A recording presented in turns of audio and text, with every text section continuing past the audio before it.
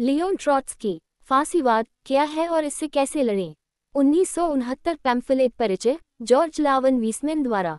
उदारवादी और यहाँ तक कि खुद को मार्क्सवादी मानने वाले ज्यादातर लोग आज विश्व फांसीवाद शब्द का बहुत ही ढीले ढाले ढंग से इस्तेमाल करने के दोषी हैं। वे इसे दक्षिणपंथी हस्तियों के खिलाफ एक विशेषण या राजनीतिक अपशब्द के रूप में इस्तेमाल करते हैं, जिनसे वे विशेष रूप से घृणा करते हैं, या सामान्य रूप से प्रतिक्रियावादियों के खिलाफ। द्वितीय विश्व युद्ध के बाद से फांसीवादी label Gerald K Smith, senator Joseph McCarthy, senator Eastland, Barry Goldwater, Minutemen, John Birch Society, Richard Nixon, Ronald Reagan और जॉर्ज वालेस जैसे लोगों और आंदोलनों पर लागू किया गया है। अब क्या ये सभी फांसीवादी थे या सिर्फ कुछ? अगर सिर्फ कुछ ही थे तो कोई कैसे बता सकता है कि कौन फांसीवादी है और कौन नहीं?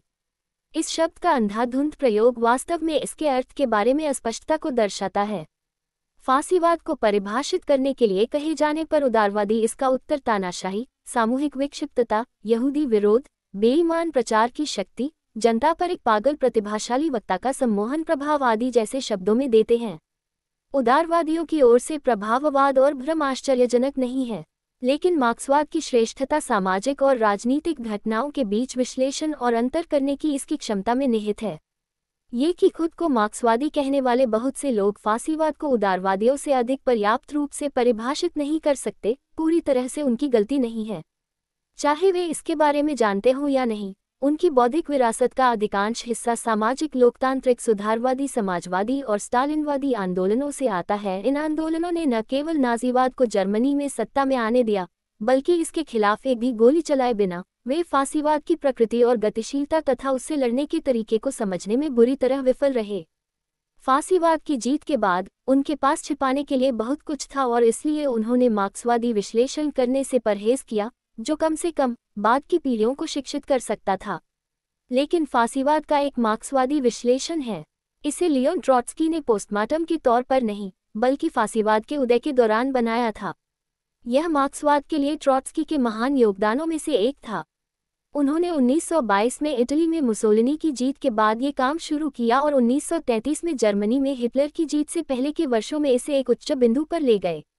जर्मन कम्युनिस्ट पार्टी और कम्युनिस्ट इंटरनेशनल कॉमिंटन को घातक खतरे के प्रति जागरूक करने और नाजीवाद के खिलाफ एकजुट मोर्चा बनाने के अपने प्रयासों में ट्रॉट्स्की ने सामाजिक लोकतांत्रिक और स्टालिनवादी पार्टियों की नीतियों की बिंदुवार आलोचना की। ये फांसीवाद के बारे में श्रमिक संगठनों द्वारा अपनाए जाने वाले लगभग सभी गलत, अप्रभावी और आत्मघाती रुखों का एक संग्रह है, क्योंकि जर्मन पार्टियों के रुख अवसरवादी चूक और दक्षिणपंथी सामाजिक लोकतांत्रिक से लेकर अति वामपंथी परित्यागवाद और विश्वासघात स्टालिनवादी तक थे। कम्युनिस्ट आंदोलन अभी भी अपने चरम वामपंथी उन्माद तथाकथित तीसरा काल में था, जब नाजी आंदोलन ने अपना असर दिखाना शुरू किया। स्टालिनवादियों के लिए हर पूंजीवादी पार्टी अपने आप में फांसीवादी थी। श्रमिकों के इस भ्रमित करने से भी अधिक विनाशकारी स्टालिन का प्रसिद्ध कथन था कि फांसीवाद और सामाजिक लोकतंत्र विपरीत होने के बजाय जुड़वां थे। इसके बाद समाजवादियों को सामाजिक फांसीवादी करार दिया गया और उन्हें मुख्य दुश्मन माना गया। बेशक सामाजिक फांसीवादी संगठनों के साथ कोई संयुक्त मोर्चा नहीं हो सकता था, और जो लोग ट्रॉट्स्की की तरह ऐसे संयुक्त मोर्चों का आग्रह करते थे, उन्हें भी सामाजिक फांसीवादी करार दिया गया और उनके साथ उसी तरह का व्यवहार किया गया। स्टालिनवादी लाइन वास्तविकता से कितनी अलग थी, इसका उदाहरण अमेरिकी शब्दों में इसके अनुवाद को याद करके दिया जा सकता है। 1932 के चुनावों में अमेरिकी स्टालिनवादियों ने फ्रैंकलिन रूजवेल्ट को फांसीवादी उम्मीदवार और नॉर्मन थॉमस को सामाजिक फांसीवादी उम्मीदवार के रूप में निंदा की। अमेरिकी राजनीति में जो हास्यास्पद था, वह जर्मनी और ऑस्ट्रिया में दुखद था। हाल ही में 1969 सामाजिक फांसीवाद शब्द नए वामपंथ के सदस्यों के लेखों में उभरने लगा था। क्या इसका उपयोग करने वाले लोग कल्पना करते हैं कि उन्होंने इस शब्द का आविष्कार किया है? या अगर वे इसके इतिहास से अवगत हैं, तो क्या वे इसके अर्थों के प्रति उदासीन हैं? नाजियों की सत्ता में आने के बाद स्टालिनवादियों ने दावा किया कि उनकी लाइन 100% सही थी, कि हिटलर सिर्फ कुछ महीने ही टिक सकता है और उसके बाद सोवियत जर्मनी उभरेगा। इस चमत्कार की समय सीमा 3-6 से बढ़ाकर 9 महीने कर दी गई और फिर बेकार की डींगें खामोशी में बदल गईं। मजदूर वर्ग को मिली हार की भयावहता, फांसीवाद का विशेष चरित्र, जो इसे अन्य प्रतिक्रियावादी शासनों या तानाशाहियों से अलग करता है, सभी के लिए स्पष्ट हो गया और सोवियत संघ या फिर से हथियारबंद जर्मन साम्राज्यवाद के लिए खतरा वास्तविकता बनने लगा। इसने 1935 में मास्को की लाइन में बदलाव लाया और उसके बाद दुनिया भर की कम्युनिस्ट पार्टियां बहुत दूर तक दाईं ओर झुक गईं, यहाँ तक कि समाज जनवादियों से भी दाईं ओर। फ्रांस और स्पेन में फैलते फांसीवादी खतरे के सामने उनका यही रुख था। द्वितीय विश्व युद्ध में जर्मन और इतालवी फांसीवाद की सैन्य बर्बादी ने अधिकांश लोगों को यह विश्वास दिला दिया कि फांसीवाद हमेशा के लिए नष्ट हो चुका है और इतना बदनाम हो चुका है कि यह फिर कभी किसी अनुयायी को आकर्षित नहीं कर सकता। तब से लेकर अब तक की घटनाओं, खासकर लगभग हर पूंजीवादी देश में नए फांसीवादी समूहों और प्रवृत्तियों के उभरने ने ऐसी इच्छाधारी सोच को दूर कर दिया है। ये भ्रम कि द्वितीय विश्व युद्ध दुनिया को फांसीवाद से सुरक्षित बनाने के लिए लड़ा गया था, पहले के भ्रम की तरह खत्म हो गया है कि प्रथम विश्व युद्ध दुनिया को लोकतंत्र के लिए सुरक्षित बनाने के लिए लड़ा गया था। पूंजीवाद में फांसीवाद का कीटाणु व्याप्त है। जब तक कठोर प्रतिकार उपाय लागू नहीं किए जाते, संकट इसे महामारी के अनुपात में बढ़ा सकता है। चूंकि पहले से चेतावनी देना ही सबसे बेहतर है, इसलिए हम यह संकलन इस विषय पर ट्रॉट्स्की के लेखन से एक छोटा सा चयन फांसीवाद विरोधी शस्त्रागार के लिए एक हथियार के रूप में प्रस्तुत कर रहे हैं।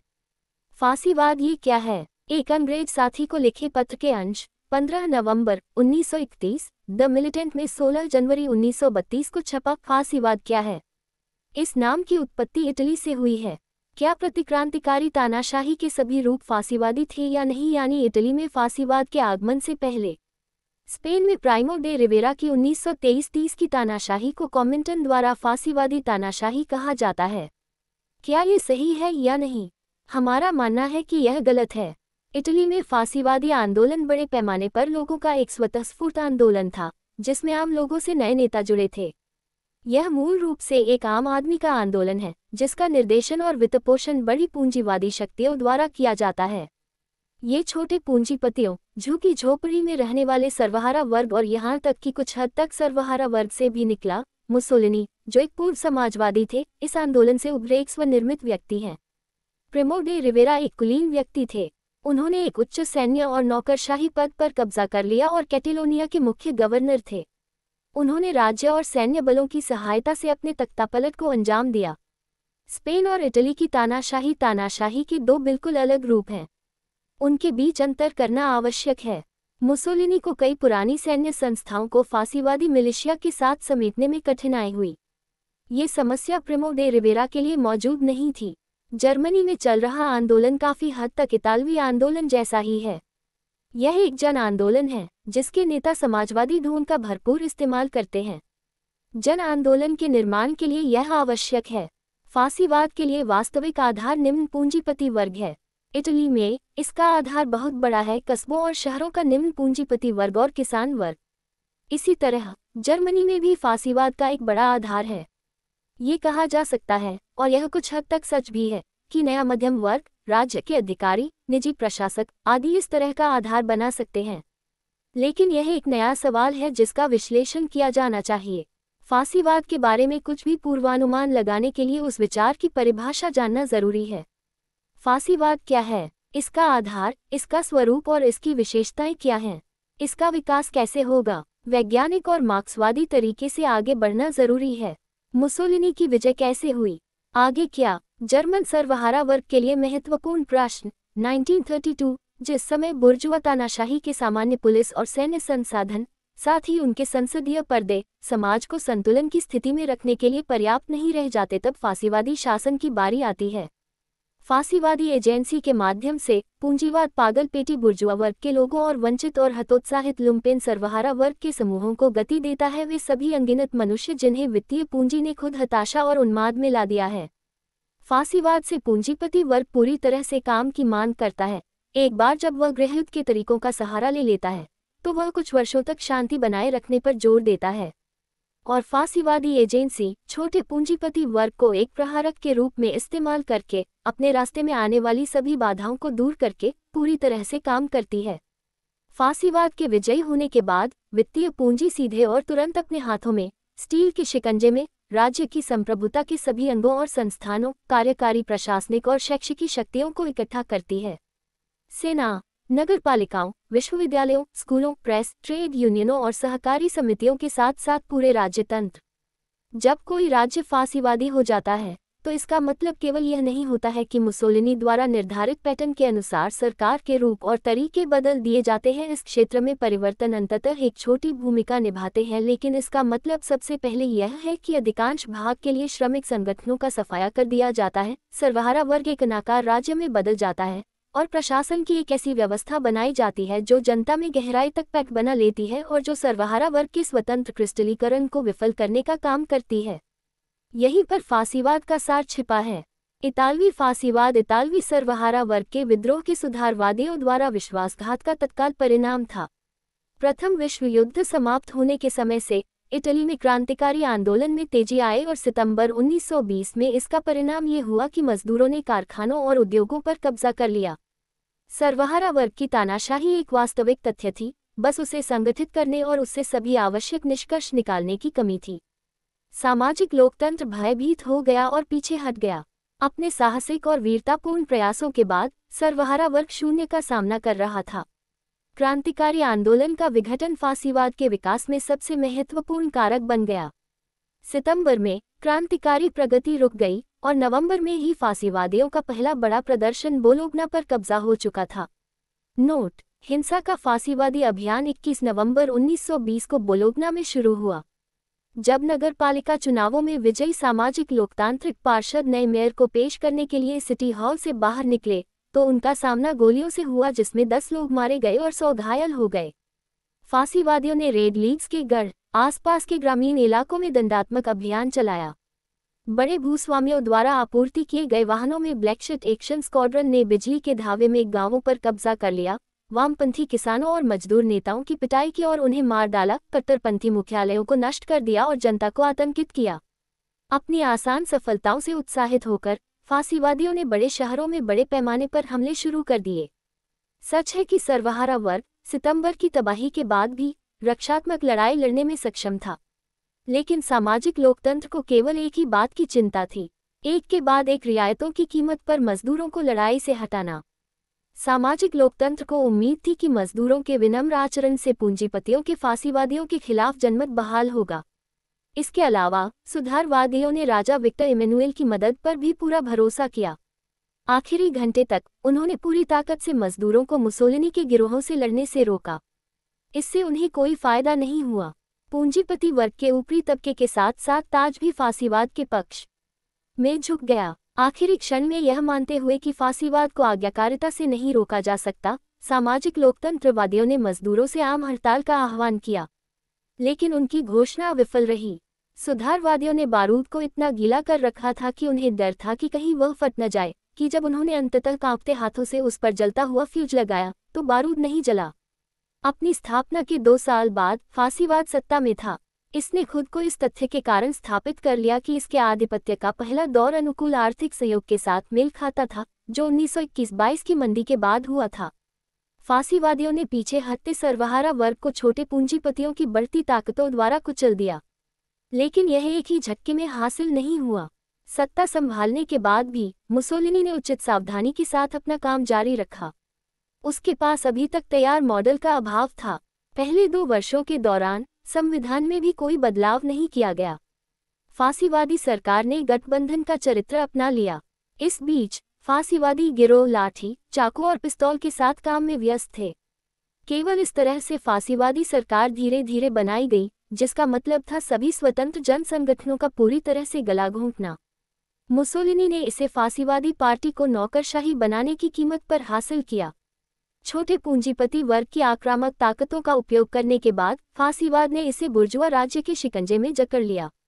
मुसोलिनी इसके अलावा कुछ नहीं कर सकता था, क्योंकि उसने जिस जनता को एकजुट किया था, उसका मोहभंग उसे सबसे तात्कालिक खतरे में डाल रहा था। नौकरशाही बन जाने के बाद फासीवाद सैन्य और पुलिस तानाशाही के अन्य रूपों के बहुत करीब पहुंच जाता है। अब इसके पास अपना पूर्व सामाजिक समर्थन नहीं है। फासीवाद का मुख्य भंडार छोटे पूंजीपति वर्ग को दर्शाया गया है। केवल ऐतिहासिक जड़ता ही फासीवादी सरकार को सर्वहारा वर्ग को बिखराव और असहायता की स्थिति में रखने में सक्षम बनाती है। हिटलर के बारे में अपनी राजनीति में जर्मन सामाजिक लोकतंत्र एक भी शब्द नहीं जोड़ पाया है। ये केवल वही दोहराता है जो इतालवी सुधारवादियों ने अपने समय में अधिक उग्र स्वभाव के साथ किया था। बाद वाले ने फासीवाद को युद्ध के बाद की मनोविकृति के रूप में समझाया। जर्मन सामाजिक लोकतंत्र इसे वर्साय या संकट मनोविकृति के रूप में देखता है। दोनों ही मामलों में सुधारवादियों ने पूंजीवाद के पतन से उभरने वाले एक जन आंदोलन के रूप में फासीवाद के जैविक चरित्र के प्रति अपनी आंखें बंद कर लीं। नोट: प्रथम विश्व युद्ध के बाद जर्मनी पर थोपी गई वर्साय संधि इसकी सबसे घृणित विशेषता युद्ध के नुकसान और क्षति के लिए क्षतिपूर्ति के रूप में विजयी सहयोगियों को अंतहीन श्रद्धांजलि थी। उपरोक्त पैराग्राफ में संदर्भित संकट 1929 की वॉल स्ट्रीट दुर्घटना के बाद पूंजीवादी दुनिया में आए आर्थिक मंदी थी। मजदूरों की क्रांतिकारी लामबंदी से भयभीत इतालवी सुधारवादियों ने अपनी सारी उम्मीदें राज्य पर टिका दी। उनका नारा था, मदद करो, विक्टर एमेनुएल, दबाव डालो। जर्मन सामाजिक लोकतंत्र में संविधान के प्रति वफादार राजा जैसे लोकतांत्रिक कवच का अभाव है, इसलिए उन्हें राष्ट्रपति से ही संतुष्ट होना चाहिए। मदद करो, हिंडनबर्ग, दबाव डालो। Note: field marshal Paul von Hindenburg 1847-1934 Junker general जिन्होंने प्रथम विश्व युद्ध में प्रसिद्धि प्राप्त की और बाद में वेमर गणराज्य के राष्ट्रपति बने। 1932 में सोशल डेमोक्रेट्स ने नाजियों के लिए कम बुराई के रूप में उन्हें फिर से चुनाव के लिए समर्थन दिया। उन्होंने जनवरी 1933 में हिटलर को चांसलर नियुक्त किया। मुसोलिनी के खिलाफ युद्ध करते हुए, यानी उसके सामने पीछे हटते हुए, तुराती ने अपना शानदार आदर्श वाक्य जारी किया, काया होने के लिए मर्दांगी होनी चाहिए। फिलिप्पो तुराती 1857-1937 इतालवी समाजवादी पार्टी के प्रमुख सुधारवादी सिद्धांतकार। जर्मन सुधारवादी अपने नारों के साथ कम उत्साही हैं। वे अलोकप्रियता के तहत साहस, मत, जोर एंड पॉपुलरिटी की मांग करते हैं, जो एक ही बात है। किसी को उस अलोकप्रियता से डरना नहीं चाहिए जो दुश्मन के साथ अपने कायरतापूर्ण व्यवहार से पैदा हुई है। समान कारण समान प्रभाव पैदा करते हैं। यदि घटनाओं का क्रम सामाजिक लोकतांत्रिक पार्टी के नेतृत्व पर निर्भर होता तो हिटलर का करियर सुनिश्चित हो जाता। हालांकि ये तो मानना ही होगा कि जर्मन कम्युनिस्ट पार्टी ने भी इतालवी अनुभव से बहुत कम सीखा है। इतालवी कम्युनिस्ट पार्टी फासीवाद के साथ ही अस्तित्व में आई, लेकिन क्रांतिकारी उतार चढ़ाव की वही परिस्थितियां जो फासीवादियों को सत्ता तक ले गईं, कम्युनिस्ट पार्टी के विकास में बाधक बनी। इसने फासीवादी खतरे के पूरे विस्तार का हिसाब नहीं दिया, इसने खुद को क्रांतिकारी भ्रमों में बहलाया। ये संयुक्त मोर्चे की नीति के लिए पूरी तरह से विरोधी थी। संक्षेप में, ये सभी बचकानी बीमारियों से ग्रस्त थी। कोई आश्चर्य नहीं, ये केवल 2 साल पुरानी थी। इसकी नज़र में फासीवाद केवल पूंजीवादी प्रतिक्रिया प्रतीत होता था। फासीवाद के विशेष लक्षण जो सर्वहारा वर्ग के खिलाफ निम्न पूंजीपतियों की लामबंदी से उत्पन्न होते हैं, कम्युनिस्ट पार्टी उन्हें पहचानने में असमर्थ थी। इतालवी साथियों ने मुझे बताया कि ग्रामशी के एकमात्र अपवाद के साथ कम्युनिस्ट पार्टी फासीवादियों द्वारा सत्ता हथियाने की संभावना को भी स्वीकार नहीं करेगी। एक बार जब सर्वहारा क्रांति हार गई, एक बार जब पूंजीवाद ने अपनी जमीन पकड़ ली और प्रतिक्रांति की जीत हो गई, तो फिर कोई और प्रतिक्रांतिकारी उथल पुथल कैसे हो सकती थी? पूंजीपति वर्ग अपने ही खिलाफ कैसे उठ सकता था? इतालवी कम्युनिस्ट पार्टी की राजनीतिक दिशा का सार यही था। इसके अलावा किसी को इस तथ्य को नज़रअंदाज नहीं करना चाहिए कि इतालवी फासीवाद उस समय एक नई घटना थी जो अभी बनने की प्रक्रिया में थी। एक अधिक अनुभवी पार्टी के लिए भी इसकी विशिष्ट विशेषताओं को पहचानना आसान काम नहीं होता। नोट: एंटोनियो ग्राम्स्की 1891-1937 इतालवी कम्युनिस्ट पार्टी के संस्थापक, जिन्हें 1926 में मुसोलिनी ने कैद कर लिया था। 11 साल बाद जेल में ही उनकी मृत्यु हो गई। उन्होंने जेल से इतालवी पार्टी की राजनीतिक समिति के नाम एक पत्र भेजा जिसमें वामपंथी विपक्ष के खिलाफ स्टालिन के अभियान का विरोध किया गया था। टैगुलाटी, जो उस समय कॉमिंटन में इतालवी प्रतिनिधि के रूप में मास्को में थे, ने पत्र को दबा दिया। स्टालिन युग के दौरान ग्राम्स्की की यादों को जानबूझकर मिटा दिया गया। हालांकि डिस्टालिनाइजेशन की अवधि में उन्हें इतालवी कम्युनिस्ट पार्टी द्वारा फिर से खोजा गया और आधिकारिक तौर पर एक नायक और शहीद के रूप में प्रतिष्ठित किया गया। तब से उनके सैद्धांतिक लेखन, विशेष रूप से उनकी जेल नोटबुक को काफ़ी अंतर्राष्ट्रीय प्रशंसा मिली है। आज जर्मन कम्युनिस्ट पार्टी का नेतृत्व लगभग उसी स्थिति को दोहराता है जहां से इतालवी कम्युनिस्टों ने अपना प्रस्थान बिंदु लिया था। फासीवाद और कुछ नहीं बल्कि पूंजीवादी प्रतिक्रिया है। सर्वहारा वर्ग के दृष्टिकोण से पूंजीवादी प्रतिक्रिया के विभिन्न प्रकारों के बीच अंतर अर्थहीन है। ये भद्दा कट्टरपंथ कम क्षम्य है क्योंकि जर्मन पार्टी उसी समय की इतालवी पार्टी से बहुत पुरानी है। इसके अलावा मार्क्सवाद अब इटली में दुखद अनुभव से समृद्ध है। इस बात पर जोर देना कि फासीवाद पहले से ही यहाँ है, या इसके सत्ता में आने की संभावना को नकारना राजनीतिक रूप से एक ही बात है। फांसीवाद की विशिष्ट प्रकृति को अनदेखा करने से इसके खिलाफ लड़ने की इच्छा अनिवार्य रूप से पनगु हो जाती है। बेशक इस दोष का खामियाजा कॉमिंटन के नेतृत्व को भुगतना होगा। इतालवी कम्युनिस्टों का कर्तव्य था कि वे सबसे पहले अपनी आवाज उठाएं, लेकिन स्टालिन ने मनुइल्स्की के साथ मिलकर उन्हें अपने विनाश के सबसे महत्वपूर्ण सबक को अस्वीकार करने के लिए मजबूर किया। नोट: दिमित्री मनुइल्स्की 1883-1952 1929 से 1934 तक कॉमिंटन के प्रमुख रहे। उनके पद से हटाए जाने के बाद अति वामपंथ से पॉपुलर फ्रंट काल के अवसरवाद की ओर बदलाव की शुरुआत हुई। बाद में संयुक्त राष्ट्र के प्रतिनिधि के रूप में राजनयिक मंच पर दिखाई दिए। हम पहले ही देख चुके हैं कि एरकोली ने कितनी तत्परता से सामाजिक फांसीवाद की स्थिति अपना ली थी, यानी जर्मनी में फांसीवादी जीत का निष्क्रिय रूप से इंतजार करने की स्थिति। नोट: एरकोली कॉमिंटन में पामरो टोग्लियाटी 1893-1964 का उपनाम। ग्राम्स्की की कैद के बाद इतालवी कम्युनिस्ट पार्टी का नेतृत्व किया। कॉमिंटन लाइन में वे सभी उतार चढ़ावों से बच गए, लेकिन स्टालिन की मृत्यु के बाद उन्होंने स्टालिन के शासन की आलोचना की और साथ ही यूएसएसआर और अंतर्राष्ट्रीय कम्युनिस्ट आंदोलन में इसकी कुछ जारी विशेषताओं की भी आलोचना की। जर्मनी में फांसीवादी खतरा मंडरा रहा है। कम्युनिस्ट इंटरनेशनल और जर्मन स्थिति में बदलाव 1930। कॉमिंटन का आधिकारिक प्रेस अब सितंबर 1930 के जर्मन चुनावों के परिणामों को साम्यवाद की एक असाधारण जीत के रूप में चित्रित कर रहा है, जो सोवियत जर्मनी के नारे को दिन के क्रम में रखता है। नौकरशाही आशावादी ताकतों के संबंध के अर्थ पर विचार नहीं करना चाहते हैं, जो चुनाव के आंकड़ों से पता चलता है। वे स्थिति द्वारा उत्पन्न क्रांतिकारी कार्यों और इसके द्वारा स्थापित बाधाओं से स्वतंत्र रूप से बढ़े हुए कम्युनिस्ट वोट के आंकड़े की जांच करते हैं। कम्युनिस्ट पार्टी को 1928 में 3,300,000 के मुकाबले लगभग 4,600,000 वोट मिले। सामान्य संसदीय तंत्र के दृष्टिकोण से 1,300,000 वोटों का लाभ काफी है, भले ही हम कुल मतदाताओं की संख्या में वृद्धि को ध्यान में रखें। लेकिन पार्टी का लाभ 800,000 से 6,400,000 वोटों तक फांसीवाद की छलांग के आगे पूरी तरह से फीका पड़ जाता है।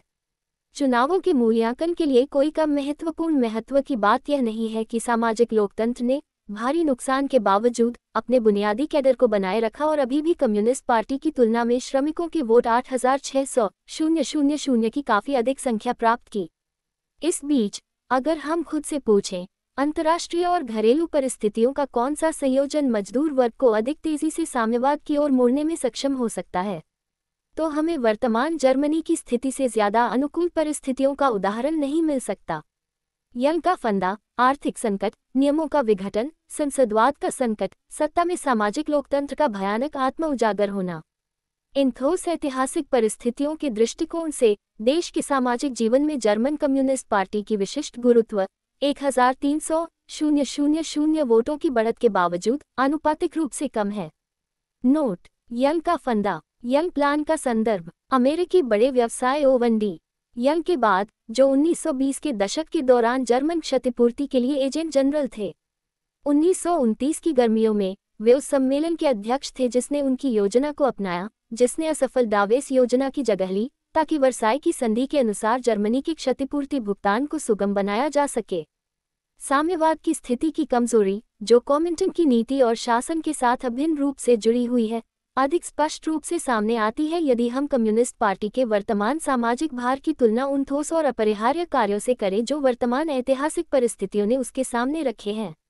ये सच है कि कम्युनिस्ट पार्टी को खुद ऐसी बढ़त की उम्मीद नहीं थी, लेकिन इससे ये साबित होता है कि गलतियों और हार के आघातों के कारण कम्युनिस्ट पार्टियों का नेतृत्व बड़े लक्ष्यों और दृष्टिकोणों के प्रति अभ्यस्त नहीं रह गया है।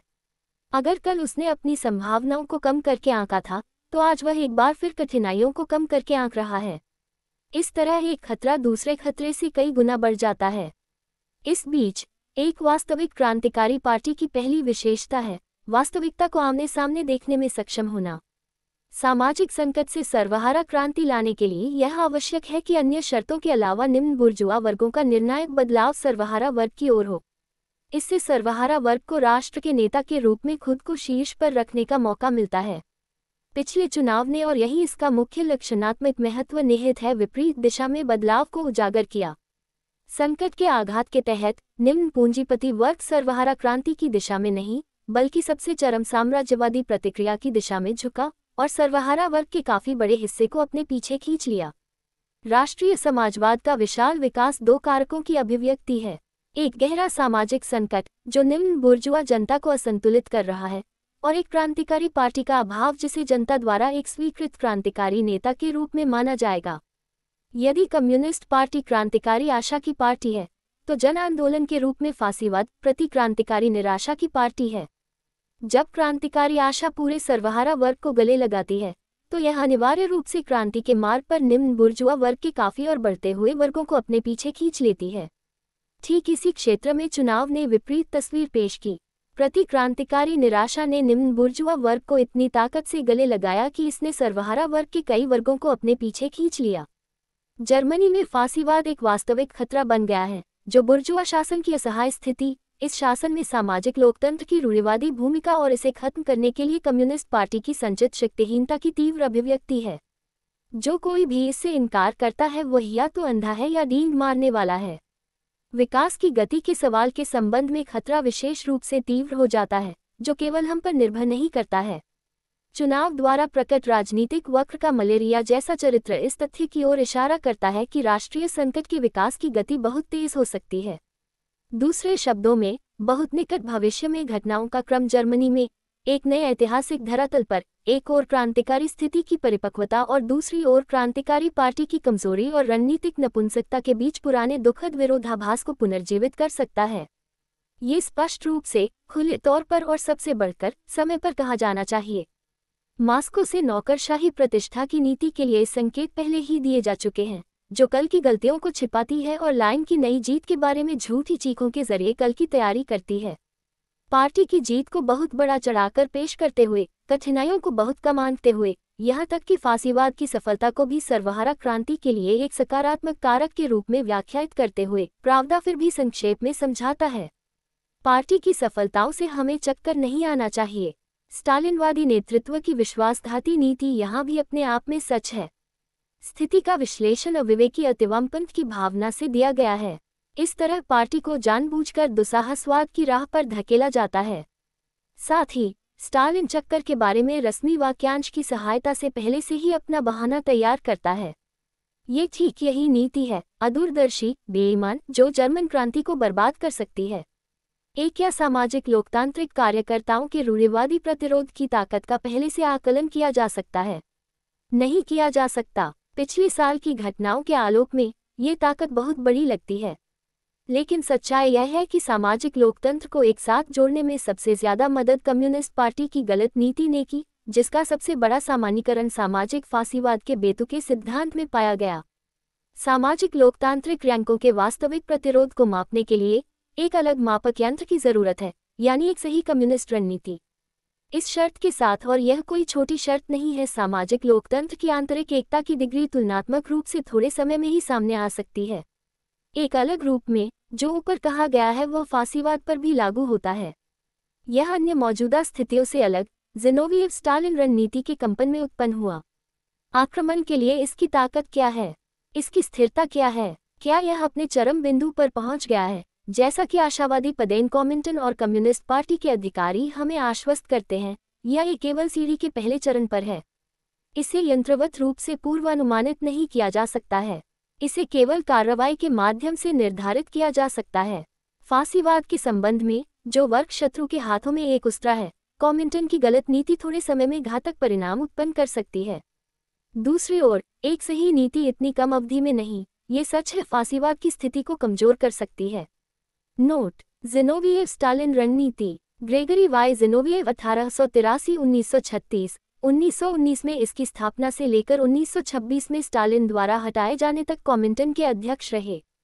लेनिन की मृत्यु के बाद ज़िनोविएव और कामेनेव ने ट्रॉट्स्की के विरुद्ध स्टालिन ट्रोइका के साथ एक गुट बनाया और सोवियत पार्टी पर हावी हो गए। कॉमिंटन पर ज़िनोविएव स्टालिन के वर्चस्व की अवधि में अवसरवादी लाइन के कारण कई हार और छूटे हुए अवसर मिले, जिनमें सबसे उल्लेखनीय 1923 की जर्मन क्रांति को वापस लेना था। स्टालिन से नाता तोड़ने के बाद ज़िनोविएव ने अपने अनुयायियों को ट्रॉट्स्कीवादी वामपंथी विपक्ष के साथ एकजुट कर लिया, लेकिन 1928 में संयुक्त विपक्ष की पार्टी से निष्कासन के बाद जिनोविएव ने स्टालिन के सामने घुटने टेक दिए। पार्टी में फिर से शामिल होने के बाद उन्हें 1932 में फिर से निष्कासित कर दिया गया। सभी आलोचनात्मक विचारों को अस्वीकार करने के बाद उन्हें फिर से पार्टी में शामिल किया गया, लेकिन 1934 में उन्हें निष्कासित कर दिया गया और जेल में डाल दिया गया। उन्होंने 1936 में मॉस्को के पहले महान परीक्षण में अपराध स्वीकार किया और उन्हें मार दिया गया। यदि कम्युनिस्ट पार्टी असाधारण रूप से अनुकूल परिस्थितियों के बावजूद सामाजिक फासीवाद के फॉर्मूले की सहायता से सामाजिक लोकतंत्र की संरचना को हिलाने में गंभीर रूप से शक्तिहीन साबित हुई है, तो अब वास्तविक फासीवाद इस संरचना को तथाकथित कट्टरवाद के शब्दाडंबरपूर्ण फॉर्मूले से नहीं बल्कि विस्फोटकों के रासायनिक फॉर्मूले से धमका रहा है। चाहे ये कितना भी सच हो कि सामाजिक लोकतंत्र ने अपनी पूरी नीति के द्वारा फासीवाद के पनपने की तैयारी की, ये भी कम सच नहीं है कि फासीवाद मुख्य रूप से उसी सामाजिक लोकतंत्र के लिए एक घातक खतरे के रूप में सामने आता है जिसकी सारी भव्यता संसदीय लोकतांत्रिक शांतिवादी शासन के रूपों और तरीकों से अटूट रूप से जुड़ी हुई है। फासीवाद के खिलाफ मजदूरों के संयुक्त मोर्चे की नीति इसी स्थिति से निकलती है। ये कम्युनिस्ट पार्टी के लिए अपार संभावनाओं के द्वार खोलता है। हालांकि सफलता के लिए एक शर्त सामाजिक फासीवाद के सिद्धांत और व्यवहार को अस्वीकार करना है, जिसका नुकसान वर्तमान परिस्थितियों में एक सकारात्मक उपाय बन जाता है। सामाजिक संकट अनिवार्य रूप से सामाजिक लोकतंत्र के भीतर गहरी दरारें पैदा करेगा। जनता के कट्टरपंथीकरण का असर सामाजिक लोकतंत्रवादियों पर पड़ेगा। हमें अनिवार्य रूप से फासीवाद के खिलाफ विभिन्न सामाजिक लोकतांत्रिक संगठनों और गुटों के साथ समझौते करने होंगे। इस संबंध में नेताओं के सामने, जनता की आंखों के सामने निश्चित शर्तें रखनी होंगी। हमें संयुक्त मोर्चे के बारे में खाली आधिकारिक वाक्यांश से संयुक्त मोर्चे की नीति पर लौटना होगा, जैसा कि लेनिन द्वारा तैयार किया गया था और 1917 में बोल्शेविकों द्वारा हमेशा लागू किया गया था। ईस्ट की एक दंतकथा, आगे क्या? जर्मन सर्वहारा वर्ग के लिए महत्वपूर्ण प्रश्न। 1932। एक बार एक पशु व्यापारी कुछ बैलों को बूचड़ खाने ले जा रहा था। तभी कसाई अपने तेज चाकू के साथ उसके पास आया। आओ हम अपनी पंक्तियां बांध लें और इस जल्लाद को अपने सींगों पर उठा लें, एक बैल ने सुझाव दिया। कृपया बताएं, कसाई किस तरह से उस व्यापारी से बुरा है जिसने हमें अपनी लाठी से यहाँ तक पहुँचाया है? बैलों ने उत्तर दिया, जिन्होंने मनुइल्स्की के संस्थान में अपनी राजनीतिक शिक्षा प्राप्त की थी। कॉमिंटन, लेकिन हम बाद में डीलर से भी मिल सकेंगे। कुछ नहीं, अपने सिद्धांतों पर अड़े बैलों ने सलाहकार को उत्तर दिया। आप बाईं ओर से हमारे दुश्मनों को बचाने की कोशिश कर रहे हैं। आप खुद एक सामाजिक कसाई हैं। और उन्होंने एकजुट होने से इनकार कर दिया। जर्मन पुलिस और सेना, आगे क्या? जर्मन सर्वहारा वर्ग के लिए महत्वपूर्ण प्रश्न। 1932। वास्तविक खतरे की स्थिति में सामाजिक लोकतंत्र आयरन फ्रंट पर नहीं बल्कि प्रशिया पुलिस पर निर्भर करता है। यह अपने मेजबान के बिना ही काम चला रहा है। ये तथ्य कि पुलिस मूल रूप से बड़ी संख्या में सामाजिक लोकतांत्रिक कार्यकर्ताओं में से भर्ती की गई थी, बिल्कुल अर्थहीन है। इस मामले में भी चेतना पर्यावरण द्वारा निर्धारित होती है। पूंजीवादी राज्य की सेवा में पुलिसकर्मी बनने वाला कार्यकर्ता बुर्जुआ पुलिस होता है, न कि मजदूर। हाल के वर्षों में इन पुलिसकर्मियों को नाजी छात्रों की तुलना में क्रांतिकारी कार्यकर्ताओं के साथ अधिक संघर्ष करना पड़ा है। इस तरह का प्रशिक्षण अपने प्रभाव छोड़ने में विफल नहीं होता है। और सबसे बढ़कर, हर पुलिसकर्मी जानता है कि सरकारें भले ही बदल जाएं, लेकिन पुलिस बनी रहती है। नोट: आयरन फ्रंट कई बड़ी ट्रेड यूनियनों और बुर्जुआ रिपब्लिकन समूहों के बीच एक गुट जिसका जनता के बीच बहुत कम या कोई अनुसरण या प्रतिष्ठा नहीं थी। इसे 1931 के अंत में सोशल डेमोक्रेट्स द्वारा बनाया गया था। यूनियनों के भीतर आयरन फिस्ट नामक लड़ाकू समूह स्थापित किए गए थे और श्रमिकों के खेल संगठनों को आयरन फ्रंट में लाया गया था। हालांकि इसकी पहली परेड और रैलियां, जिनमें हजारों श्रमिकों ने अपनी मुठ्ठियां उठाईं, आज़ादी के नारे लगाए और लोकतंत्र की रक्षा करने की शपथ ली। सोशल डेमोक्रेटिक पार्टी और यूनियनों में आम जनता का वास्तव में मानना था कि इस संगठन का इस्तेमाल हिटलर को रोकने के लिए किया जाएगा। ऐसा नहीं हुआ। अपने नए साल के अंत में सामाजिक लोकतंत्र के सैद्धांतिक मुखपत्र डार फ्रेई वोट क्या घटिया पत्र है, एक लेख छापता है जिसमें सहिष्णुता की नीति को उसके उच्चतम अर्थों में समझाया गया है। ऐसा प्रतीत होता है कि हिटलर पुलिस और रीचस्वेहर जर्मन सेना के खिलाफ कभी सत्ता में नहीं आ सकता। अब संविधान के अनुसार रीचस्वेहर गणराज्य के राष्ट्रपति के अधीन है। इसलिए ये निष्कर्ष निकलता है कि जब तक संविधान के प्रति वफादार राष्ट्रपति सरकार के मुखिया के रूप में बना रहता है, तब तक फासीवाद खतरनाक नहीं है। ब्रुइनी के शासन को राष्ट्रपति चुनावों तक समर्थन दिया जाना चाहिए ताकि संसदीय पूंजीपति वर्ग के साथ गठबंधन के माध्यम से एक संवैधानिक राष्ट्रपति का चुनाव किया जा सके और इस तरह हिटलर के सत्ता में आने का रास्ता अगले 7 वर्षों के लिए अवरुद्ध हो जाएगा। नोट: हेनरिक ब्रूनिंग 1930-32 तक चांसलर थे। जर्मनी में नियमित संसदीय सरकार मार्च 1930 में समाप्त हो गई। इसके बाद बोनापार्टिस्ट शासन की एक श्रृंखला आई। ब्रूनिंग, वॉन पापेन, वॉन श्लाचर यानी चांसलर सामान्य संसदीय प्रक्रियाओं से नहीं बल्कि आपातकालीन आदेशों से शासन करते थे। इन बोनापार्टिस्ट हस्तियों ने खुद को देश को संकट से उबारने के लिए आवश्यक राजनीतिक रक्षक के रूप में पेश किया और इस प्रकार वर्ग और पार्टी से ऊपर थे। वे पुरानी बुर्जुआ लोकतांत्रिक पार्टी प्रणाली पर नहीं बल्कि पुलिस, सेना और सरकारी नौकरशाही पर अपनी कमान पर निर्भर थे। राष्ट्र को वामपंथियों, समाजवादियों और साम्यवादियों और दक्षिणपंथियों, फासीवादियों दोनों के खतरों से बचाने का दिखावा करते हुए उन्होंने वामपंथियों पर सबसे भारी प्रहार किया, क्योंकि उनका प्राथमिक हित पूंजीवाद को बचाना था। सुधारवाद के राजनेता, ये कुशल तार खींचने वाले, धूर्त षड्यंत्रकारी और भ्रष्टाचारी, विशेषज्ञ संसदीय और मंत्रिस्तरीय षड्यंत्रकारी जैसे ही घटनाओं के क्रम से अपने अभ्यस्त क्षेत्र से बाहर फेंक दिए जाते हैं। जैसे ही वे महत्वपूर्ण आकस्मिकताओं के आमने सामने आ जाते हैं, वैसे ही वे स्वयं को इसके लिए कोई नर्म शब्द नहीं हो सकता योग्य निकाय के रूप में प्रकट करते हैं। राष्ट्रपति पर भरोसा करना केवल सरकार पर भरोसा करना है। सर्वहारा वर्ग और फांसीवादी निम्न पूंजीपति वर्ग के बीच आसन टकराव का सामना करते हुए धोखे में जो मिलकर जर्मन राष्ट्र के कुचलने वाले बहुमत का गठन करते हैं, वोरवार्ट्स प्रमुख सामाजिक लोकतांत्रिक समाचार पत्र के ये मार्क्सवादी रात के चौकीदार को उनकी सहायता के लिए चिल्लाते हैं, मदद करो, सरकार, दबाव डालो, स्टेट, ग्रिफ्सु, बुर्जुआ वर्ग, निम्न बुर्जुआ वर्ग और सर्वहारा वर्ग। सितंबर 1932 में लिखी गई पुस्तक the only road for Germany से ली गई, जो अप्रैल 1933 में यूएसए में प्रकाशित हुई। राजनीतिक स्थिति के किसी भी गंभीर विश्लेषण में 3 वर्गों के बीच आपसी संबंधों को प्रस्थान बिंदु के रूप में लेना चाहिए: पूंजीपति वर्ग, निम्न पूंजीपति वर्ग, किसान वर्ग सहित और सर्वहारा वर्ग। आर्थिक रूप से शक्तिशाली बड़ा पूंजीपति वर्ग अपने आप में राष्ट्र के एक अत्यंत अल्पमत का प्रतिनिधित्व करता है।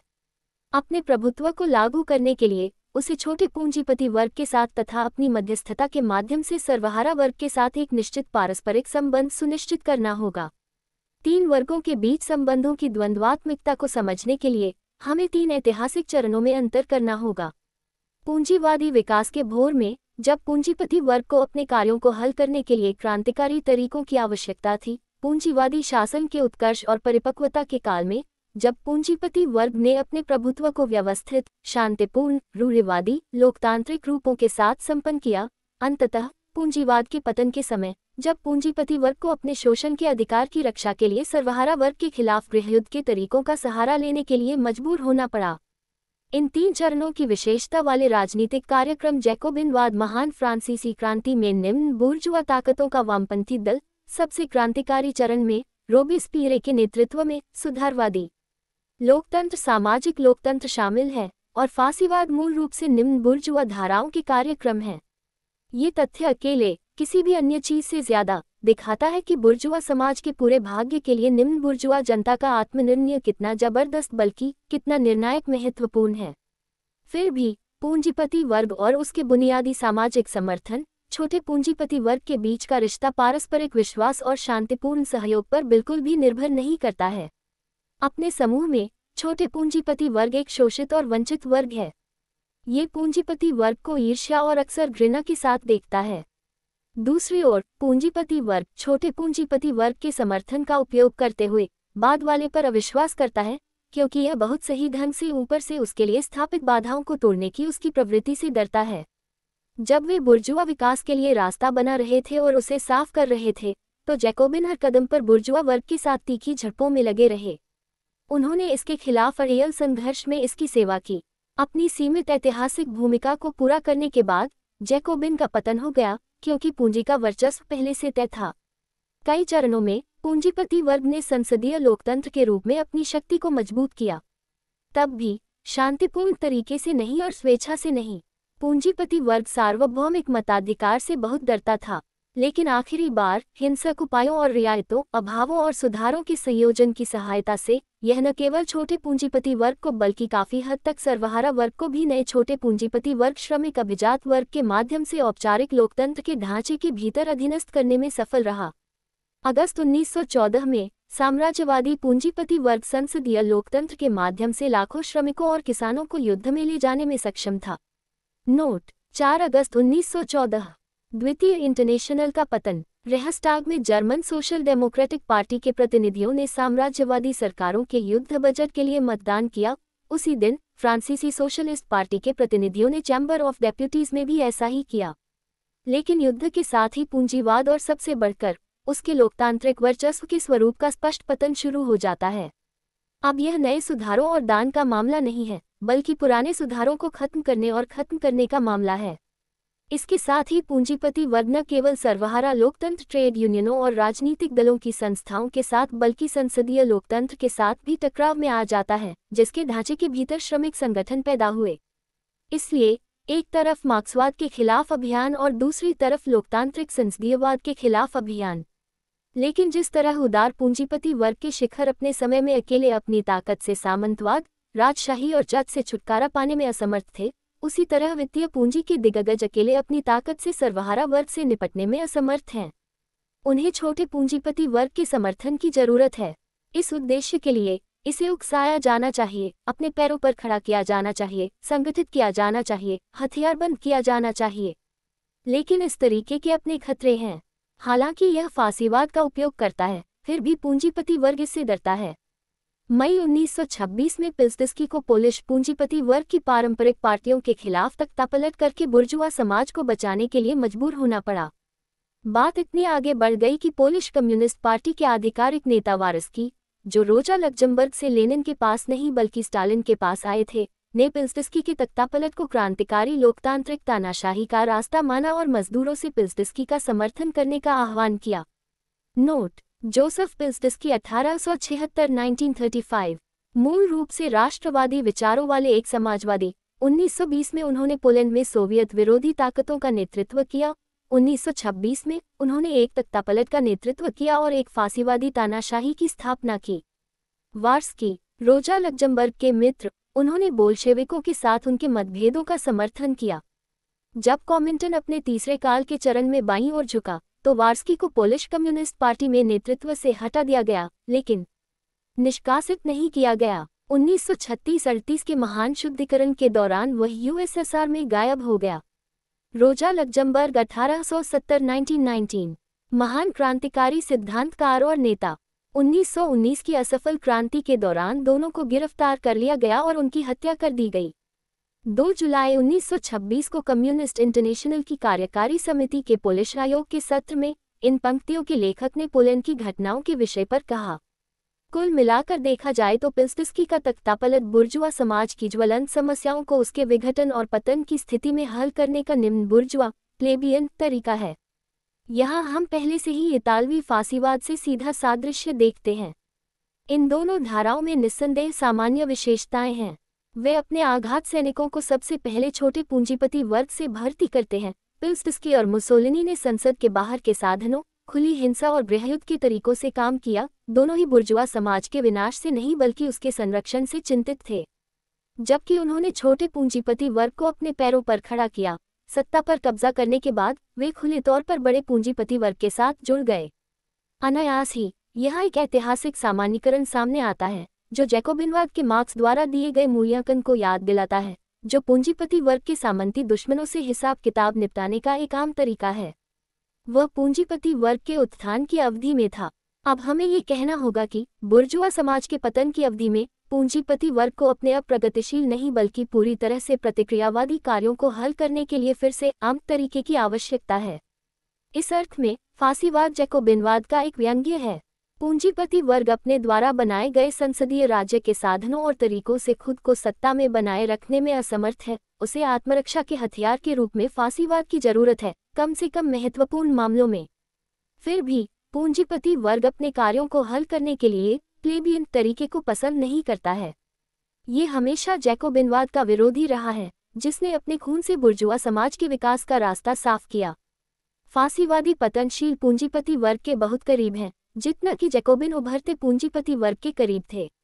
फिर भी शांत पूंजीपति वर्ग अपने कार्यों को हल करने के फांसीवादी तरीके को भी बहुत अनुकूल रूप से नहीं देखता है, क्योंकि झटके, हालांकि वे बुर्जुआ समाज के हितों में सामने आते हैं, इसके लिए खतरों से जुड़े होते हैं।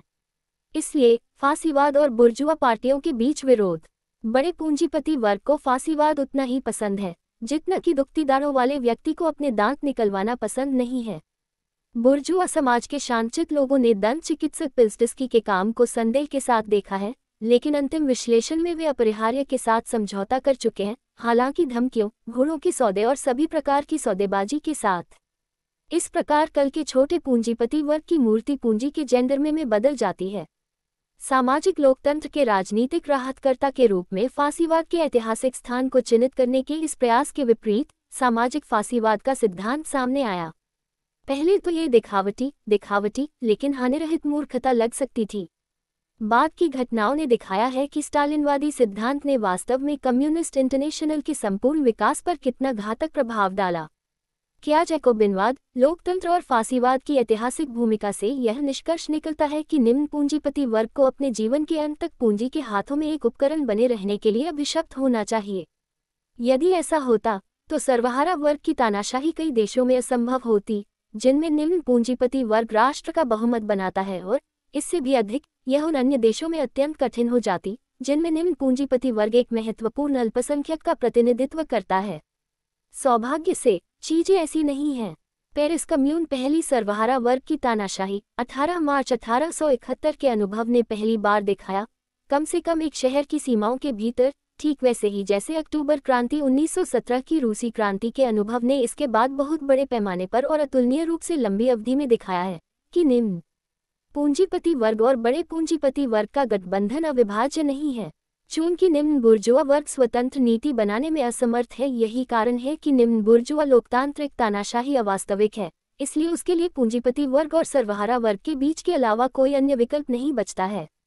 पूंजीवाद के उत्थान, विकास और उत्कर्ष के युग में निम्न पूंजीपति वर्ग असंतोष के तीव्र प्रकोपों के बावजूद आमतौर पर पूंजीवादी लगाम में आज्ञाकारी रूप से आगे बढ़ता रहा, और न ही वह कुछ और कर सकता था।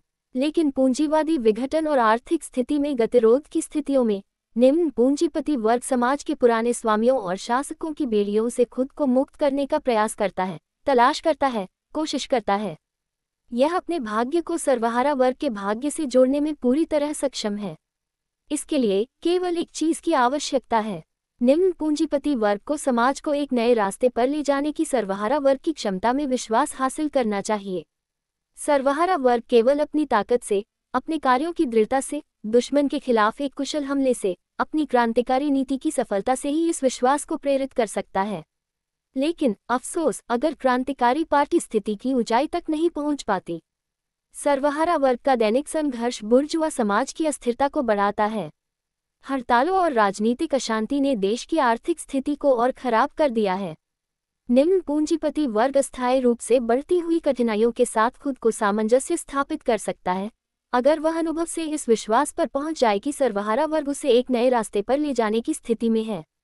लेकिन अगर क्रांतिकारी पार्टी लगातार बढ़ते वर्ग संघर्ष के बावजूद बार बार यह साबित करती है कि वह इसके बारे में मजदूर वर्ग को एकजुट करने में असमर्थ है, अगर वह झिझकती है, भ्रमित हो जाती है, खुद का विरोध करती है, तो निम्न पूंजीपति वर्ग धैर्य खो देता है और क्रांतिकारी मजदूरों को अपने दुख के लिए जिम्मेदार मानने लगता है। सामाजिक लोकतंत्र सहित सभी बुर्जुआ पार्टियां अपने विचारों को इसी दिशा में मोड़ती हैं। जब सामाजिक संकट असहनीय तीव्रता पर पहुंच जाता है, तो एक विशेष पार्टी सामने आती है जिसका सीधा उद्देश्य निम्न पूंजीपति वर्ग को उग्र बनाना और सर्वहारा वर्ग के विरुद्ध उसकी घृणा और निराशा को निर्देशित करना होता है। जर्मनी में यह ऐतिहासिक कार्य राष्ट्रीय समाजवाद नाजीवाद द्वारा पूरा किया जाता है, जो एक व्यापक धारा है जिसकी विचारधारा विघटित बुर्जुआ समाज के सभी सड़े हुए वाष्पों से बनी है। बुर्जुआ लोकतंत्र का पतन, फ्रांस कहाँ से? 1934 युद्ध के बाद रूस, जर्मनी, ऑस्ट्रिया हंगरी और बाद में स्पेन में शानदार विजयी क्रांतियों की एक श्रृंखला हुई। लेकिन ये केवल रूस में ही था कि सर्वहारा वर्ग ने पूरी शक्ति अपने हाथों में ले ली, अपने शोषकों को बेदखल कर दिया और जानता था कि मजदूरों का राज्य कैसे बनाया और बनाए रखा जाए। हर जगह सर्वहारा वर्ग अपनी जीत के बावजूद अपने नेतृत्व की गलतियों के कारण बीच में ही रुक गया। नतीजतन सत्ता उसके हाथों से फिसल गई, बाएं से दाएं स्थानांतरित हो गई और फांसीवाद का शिकार हो गई। कई अन्य देशों में सत्ता एक सैन्य तानाशाही के हाथों में चली गई। कहीं भी संसद वर्ग विरोधाभासों को समेटने और घटनाओं के शांतिपूर्ण विकास को सुनिश्चित करने में सक्षम नहीं थी। संघर्षों को हाथों में हथियार लेकर सुलझाया जाता था। फ्रांसीसी लोगों ने लंबे समय तक सोचा कि फांसीवाद का उनसे कोई लेना देना नहीं है। उनके पास एक गणतंत्र था जिसमें सभी सवालों का समाधान सार्वभौमिक मताधिकार के प्रयोग के माध्यम से संप्रभु लोगों द्वारा किया जाता था। लेकिन 6 फरवरी 1934 को कई हजार फांसीवादियों और राजभक्तों ने रिवॉल्वर, डंडों और उस्तरों से लैस होकर देश पर डूमर की प्रतिक्रियावादी सरकार थोप दी, जिसके संरक्षण में फांसीवादी गिरोह बढ़ते जा रहे हैं और खुद को हथियारबंद कर रहे हैं। कल क्या होने वाला है? नोट: गैस्टन डूमरग्यू, फ्रांस के बोनापार्टिस्ट प्रधानमंत्री एडवर्ड डालडिया के उत्तराधिकारी। 6 फरवरी 1934 के फांसीवादी दंगों के अगले दिन डालडिया सरकार गिर गई। बेशक फ्रांस में कुछ अन्य यूरोपीय देशों इंग्लैंड, बेल्जियम, हॉलैंड, स्विट्जरलैंड, स्कैंडिनेवियाई देशों की तरह अभी भी संसद चुनाव, लोकतांत्रिक स्वतंत्रता या उनके अवशेष मौजूद हैं, लेकिन इन सभी देशों में वही ऐतिहासिक कानून काम करते हैं, पूंजीवादी पतन के कानून। यदि उत्पादन के साधन थोड़े से पूंजीपतियों के हाथों में रहे तो समाज के लिए कोई रास्ता नहीं है। ये संकट से संकट, जरूरत से दुख, बद से बदतर की ओर जाने के लिए अभिशप्त है। विभिन्न देशों में पूंजीवाद की जीर्णता और विघटन विभिन्न रूपों और असमान लय में व्यक्त होते हैं, लेकिन प्रक्रिया की बुनियादी विशेषताएं हर जगह एक जैसी हैं। पूंजीपति वर्ग अपने समाज को पूर्ण दिवालियापन की ओर ले जा रहा है। ये लोगों को न तो रोटी दे सकता है और न ही शांति। यही कारण है कि यह अब लोकतांत्रिक व्यवस्था को बर्दाश्त नहीं कर सकता। ये शारीरिक हिंसा के इस्तेमाल से मजदूरों और किसानों को कुचलने के लिए मजबूर है। हालांकि मजदूरों और किसानों के असंतोष को अकेले पुलिस द्वारा समाप्त नहीं किया जा सकता है। इसके अलावा अगर सेना को लोगों के खिलाफ मार्च करने के लिए मजबूर करना अक्सर असंभव होता है। यह विघटन से शुरू होता है और सैनिकों के एक बड़े हिस्से के लोगों के पक्ष में जाने के साथ समाप्त होता है। यही कारण है कि वित्तीय पूंजी विशेष सशस्त्र गिरोह बनाने के लिए बाध्य है, जिन्हें श्रमिकों से लड़ने के लिए प्रशिक्षित किया जाता है, जैसे कि कुत्तों की कुछ नस्लों को शिकार करने के लिए प्रशिक्षित किया जाता है। फांसीवाद का ऐतिहासिक कार्य मजदूर वर्ग को तोड़ना, उसके संगठनों को नष्ट करना और राजनीतिक स्वतंत्रता को दबाना है, जब पूंजीपति खुद को लोकतांत्रिक मशीनरी की मदद से शासन करने और हावी होने में असमर्थ पाते हैं। फांसीवादियों को अपनी मानवीय सामग्री मुख्य रूप से निम्न पूंजीपतियों में मिलती है। निम्न पूंजीपतियों को बड़ी पूंजी ने पूरी तरह बर्बाद कर दिया है।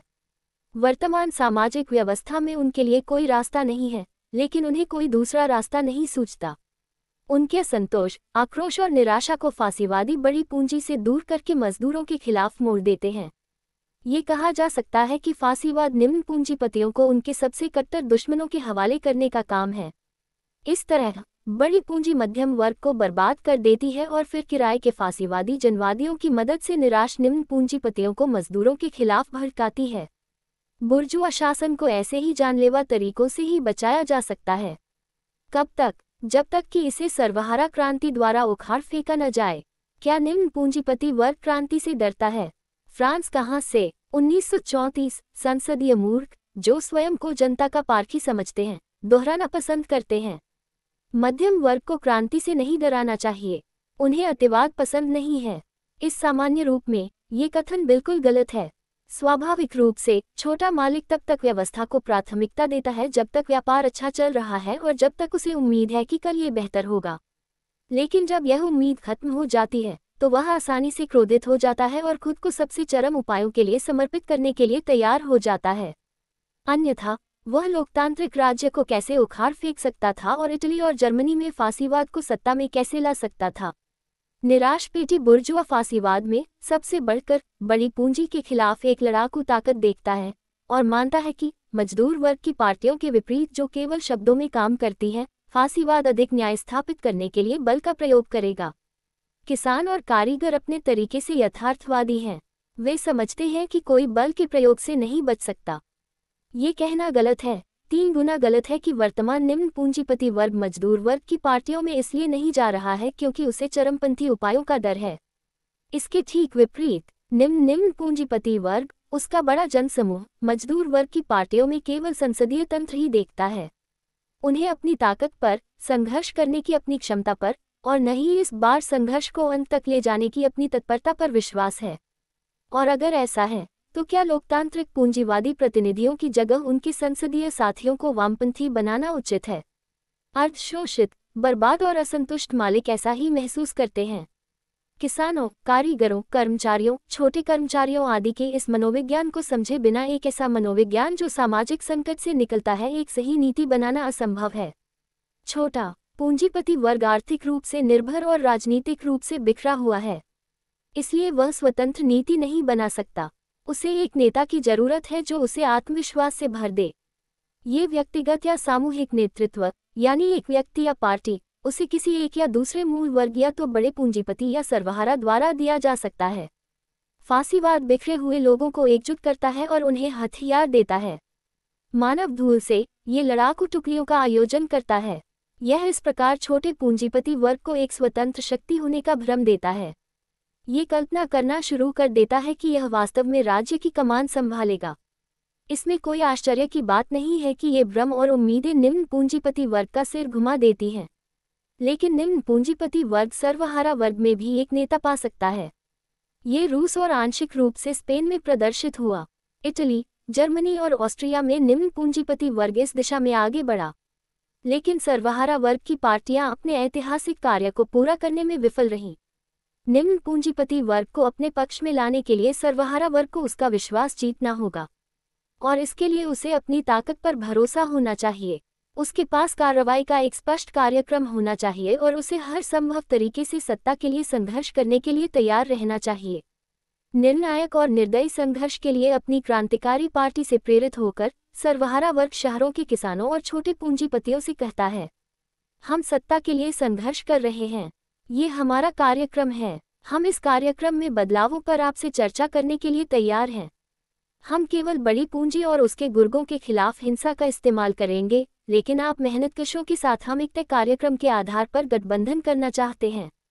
किसान ऐसी भाषा समझेंगे। बस उन्हें सर्वहारा वर्ग की सत्ता हथियाने की क्षमता पर भरोसा होना चाहिए। लेकिन इसके लिए जरूरी है कि संयुक्त मोर्चे को सभी तरह की दुविधाओं, अनन्य और खोखले जुमलों से मुक्त किया जाए।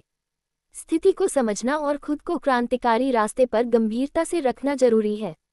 मजदूर मिलिशिया और उसके विरोधी फ्रांस कहां से? 1934 संघर्ष करने के लिए संघर्ष के साधनों और साधनों को संरक्षित और मजबूत करना आवश्यक है। संगठन, प्रेस, बैठकें आदि। फ्रांस में फांसीवाद इन सभी को सीधे और तुरंत खतरे में डालता है।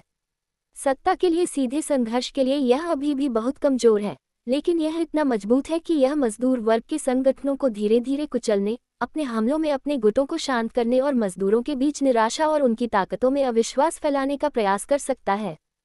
फांसीवाद को उन सभी लोगों में अचेतन सहायक मिल जाते हैं जो कहते हैं कि शारीरिक संघर्ष अस्वीकार्य या निराशाजनक है, और डूमरग्यू से उसके फांसीवादी रक्षकों के निरस्त्रीकरण की मांग करते हैं। सर्वहारा वर्ग के लिए, विशेष रूप से वर्तमान स्थिति में, झूठी आशाओं के मीठे जहर से अधिक खतरनाक कुछ भी नहीं है। मजदूर संगठनों की ओर से ढीले शांतिवाद से फांसीवादियों की धृष्टता इतनी अधिक नहीं बढ़ती।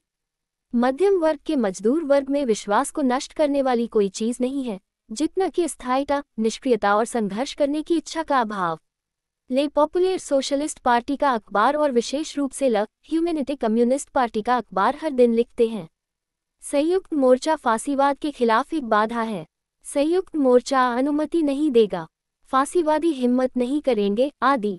ये मुहावरे हैं। मजदूरों, समाजवादियों और कम्युनिस्टों से साफ साफ कहना जरूरी है। सती और गैर जिम्मेदार पत्रकारों और वक्ताओं के मुहावरों से खुद को बहकाने न दें। ये हमारे दिमाग और समाजवाद के भविष्य का सवाल है। ऐसा नहीं है कि हम संयुक्त मोर्चे के महत्व को नकारते हैं। हमने इसकी मांग तब की थी जब दोनों पार्टियों के नेता इसके खिलाफ थे। संयुक्त मोर्चा कई संभावनाएं खोलता है, लेकिन इससे ज्यादा कुछ नहीं। अपने आप में एकजुट मोर्चा कुछ भी तय नहीं करता, केवल जनता का संघर्ष ही तय करता है। एकजुट मोर्चा तब अपना महत्व प्रकट करेगा जब कम्युनिस्ट टुकड़ियां समाजवादी टुकड़ियों की मदद के लिए आएंगी और इसके विपरीत ले पॉपुलर या ल ह्यूमैनिटी के खिलाफ फांसीवादी गिरोहों के हमले की स्थिति में। लेकिन इसके लिए सर्वहारा लड़ाकू टुकड़ियां मौजूद होनी चाहिए और उन्हें शिक्षित, प्रशिक्षित और सशस्त्र होना चाहिए। और यदि कोई प्रतिरक्षा संगठन अर्थात मजदूर मिलिशिया नहीं है तो ला पॉपुलर या ला ह्यूमैनिटी संयुक्त मोर्चे की सर्वशक्तिमत्ता पर जितने चाहे उतने लेख लिख सकेंगे, लेकिन ये दोनों अखबार फांसीवादियों के पहले अच्छी तरह से तैयार हमले के सामने खुद को असहाय पाएंगे। हम मजदूर मिलिशिया के विरोधियों के तर्कों और सिद्धांतों का आलोचनात्मक अध्ययन करने का प्रस्ताव रखते हैं, जिनकी संख्या दोनों मजदूर वर्ग की पार्टियों में बहुत अधिक और प्रभावशाली है। हमें अक्सर कहा जाता है कि हमें सामूहिक आत्मरक्षा की जरूरत है, न कि मिलिशिया की। लेकिन बिना लड़ाकू संगठनों, बिना विशेष कैडर, बिना हथियारों के ये सामूहिक आत्मरक्षा क्या है? असंगठित और अप्रशिक्षित जनता को फांसीवाद के खिलाफ बचाव सौंपना, पोंटियस पिलाट की भूमिका से अतुलनीय रूप से कम भूमिका निभाना होगा। मिलिशिया की भूमिका को नकारना, मोहरा की भूमिका को नकारना है। फिर पार्टी क्यों? जनता के समर्थन के बिना मिलिशिया कुछ भी नहीं है, लेकिन संगठित लड़ाकू टुकड़ियों के बिना सबसे वीर जनता को फांसीवादी गिरोहों द्वारा धीरे धीरे कुचल दिया जाएगा। आत्मरक्षा के लिए मिलिशिया का विरोध करना बकवास है। मिलिशिया आत्मरक्षा का एक अंग है। कुछ विरोधी जो निश्चित रूप से सबसे कम गंभीर और ईमानदार हैं, कहते हैं कि मिलिशिया के संगठन का आह्वान करना उकसावे में शामिल होना है। यह कोई तर्क नहीं बल्कि अपमान है। यदि मजदूर संगठनों की रक्षा की आवश्यकता पूरी स्थिति से निकलती है, तो फिर मिलिशिया के निर्माण का आह्वान कैसे नहीं किया जा सकता? शायद उनका मतलब यह है कि मिलिशिया का निर्माण फांसीवादी हमलों और सरकारी दमन को उकसाने वाला है। उस स्थिति में ये बिल्कुल प्रतिक्रियावादी तर्क है। उदारवाद ने हमेशा मजदूरों से कहा है कि अपने वर्ग संघर्ष से वे प्रतिक्रिया को उकसाने वाले हैं। सुधारवादियों ने मार्क्सवादियों के खिलाफ, मेंशेविकों ने बोल्शेविकों के खिलाफ यही आरोप दोहराया। इन आरोपों ने अंतिम विश्लेषण में खुद को इस गहन विचार तक सीमित कर लिया कि अगर उत्पीड़ित लोग पीछे नहीं हटते तो उत्पीड़कों को उन्हें पीटने के लिए बाध्य नहीं होना पड़ेगा। ये टॉल्स्टॉय और गांधी का दर्शन है, लेकिन मार्क्स और लेनिन का नहीं। अगर लैमनाइट आगे चलकर हिंसा द्वारा बुराई का प्रतिरोध न करने के सिद्धांत को विकसित करना चाहता है, तो उसे अपने प्रतीक के रूप में अक्टूबर क्रांति के प्रतीक हथौड़ा और दरांती को नहीं, बल्कि पवित्र बकरी को लेना चाहिए, जो गांधी को दूध पिलाती है। लेकिन मजदूरों को हथियार बंद करना केवल क्रांतिकारी स्थिति में ही उपयुक्त है, जो अभी तक मौजूद नहीं है। इस गहन तर्क का अर्थ है कि जब तक स्थिति क्रांतिकारी नहीं हो जाती, तब तक मजदूरों को खुद को कत्ल होने देना चाहिए। जो लोग कल तीसरे दौर का उपदेश दे रहे थे, वे यह नहीं देखना चाहते कि उनकी आंखों के सामने क्या हो रहा है। हथियारों का सवाल सिर्फ इसलिए सामने आया है क्योंकि शांतिपूर्ण, सामान्य, लोकतांत्रिक स्थिति ने एक तूफानी, गंभीर और अस्थिर स्थिति को जन्म दिया है, जो खुद को क्रांतिकारी और साथ ही प्रतिक्रांतिकारी स्थिति में बदल सकती है। नोट: तीसरा काल स्टालिनवादी योजना के अनुसार ये पूंजीवाद का अंतिम काल था, जो इसके तत्काल आसन पतन और सोवियतों द्वारा प्रतिस्थापन का काल था। ये काल कम्युनिस्टों की अति वामपंथी और दुस्साहसवादी रणनीति, विशेष रूप से सामाजिक फांसीवाद की अवधारणा के लिए उल्लेखनीय है। यह विकल्प सबसे पहले इस बात पर निर्भर करता है कि क्या उन्नत मजदूर अपने ऊपर होने वाले हमलों को बिना किसी दंड के और धीरे धीरे पराजित होने देंगे, या फिर अपने ही दो साथियों द्वारा हर प्रहार का जवाब देंगे, उत्पीड़ितों में साहस जगाएंगे और उन्हें अपने झंडे के इर्द गिर्द एकजुट करेंगे। क्रांतिकारी परिस्थिति आसमान से नहीं गिरती, ये क्रांतिकारी वर्ग और उसकी पार्टी की सक्रिय भागीदारी से आकार लेती है। फ्रांसीसी स्टालिनवादी अब तर्क देते हैं कि मिलिशिया ने जर्मन सर्वहारा वर्ग को हार से नहीं बचाया। कल ही उन्होंने जर्मनी में किसी भी हार से पूरी तरह इनकार किया था और कहा था कि जर्मन स्टालिनवादियों की नीति शुरू से अंत तक सही थी। आज वे जर्मन मजदूर मिलिशिया रोटे फ्रंट यानी रेड फ्रंट फाइटर्स 1929 के बर्लिन मई दिवस दंगों के बाद सामाजिक लोकतांत्रिक सरकार द्वारा प्रतिबंधित कम्युनिस्ट प्रभुत्व वाली मिलिशिया में पूरी बुराई देखते हैं। इस प्रकार एक गलती से वे एक बिल्कुल विपरीत गलती में पड़ जाते हैं, जो कम भयावह नहीं है। मिलिशिया अपने आप में इस सवाल का समाधान नहीं करती है। एक सही नीति आवश्यक है। इस बीच जर्मनी में स्टालिनवाद की नीति सामाजिक फांसीवाद मुख्य दुश्मन है। ट्रेड यूनियनों में विभाजन, राष्ट्रवाद के साथ छेड़छाड़, तख्तापलट ने सर्वहारा मोहरा के अलगाव और उसके जहाज के डूबने की ओर घातक रूप से ले जाया। एक पूरी तरह से बेकार रणनीति के साथ कोई भी मिलिशिया स्थिति को नहीं बचा सकता था। ये कहना बकवास है कि मिलिशिया का संगठन अपने आप में साहसिक कारनामों को जन्म देता है, दुश्मन को उकसाता है, राजनीतिक संघर्ष की जगह शारीरिक संघर्ष को जन्म देता है, आदि। इन सभी मुहावरों में राजनीतिक कायरता के अलावा और कुछ नहीं है। मिलिशिया अग्रिम मोर्चे के मजबूत संगठन के रूप में वास्तव में साहसिक कारनामों, व्यक्तिगत आतंकवाद, खूनी स्वतः स्फूर्त विस्फोटों के विरुद्ध सबसे सुरक्षित रक्षा है। मिलिशिया एक ही समय में फांसीवाद द्वारा सर्वहारा वर्ग पर थोपे गए गृहयुद्ध को न्यूनतम करने का एकमात्र गंभीर तरीका है।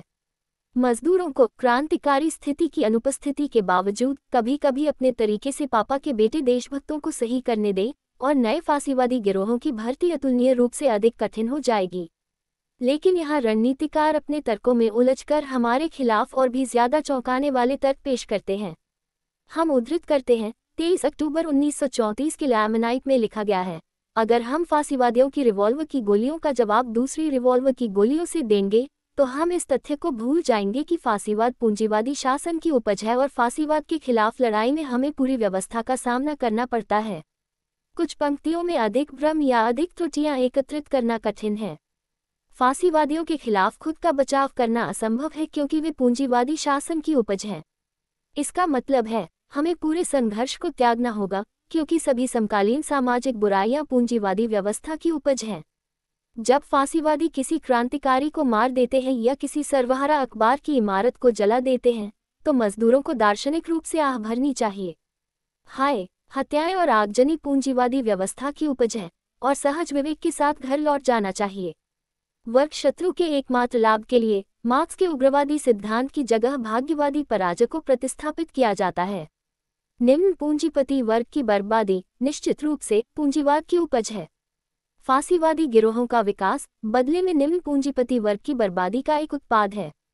लेकिन दूसरी ओर सर्वहारा वर्ग के दुख और विद्रोह में वृद्धि भी पूंजीवाद की उपज है और मिलिशिया बदले में वर्ग संघर्ष के तीखेपन का उत्पाद है। फिर लैमनाइट के मार्क्सवादियों के लिए फांसीवादी गिरोह पूंजीवाद का वैध उत्पाद क्यों है और मजदूर मिलिशिया ट्रॉट्स्कीवादियों का नाजायज उत्पाद क्यों है? इसका कोई मतलब निकालना असंभव है। हमें बताया गया कि हमें पूरी व्यवस्था से निपटना होगा।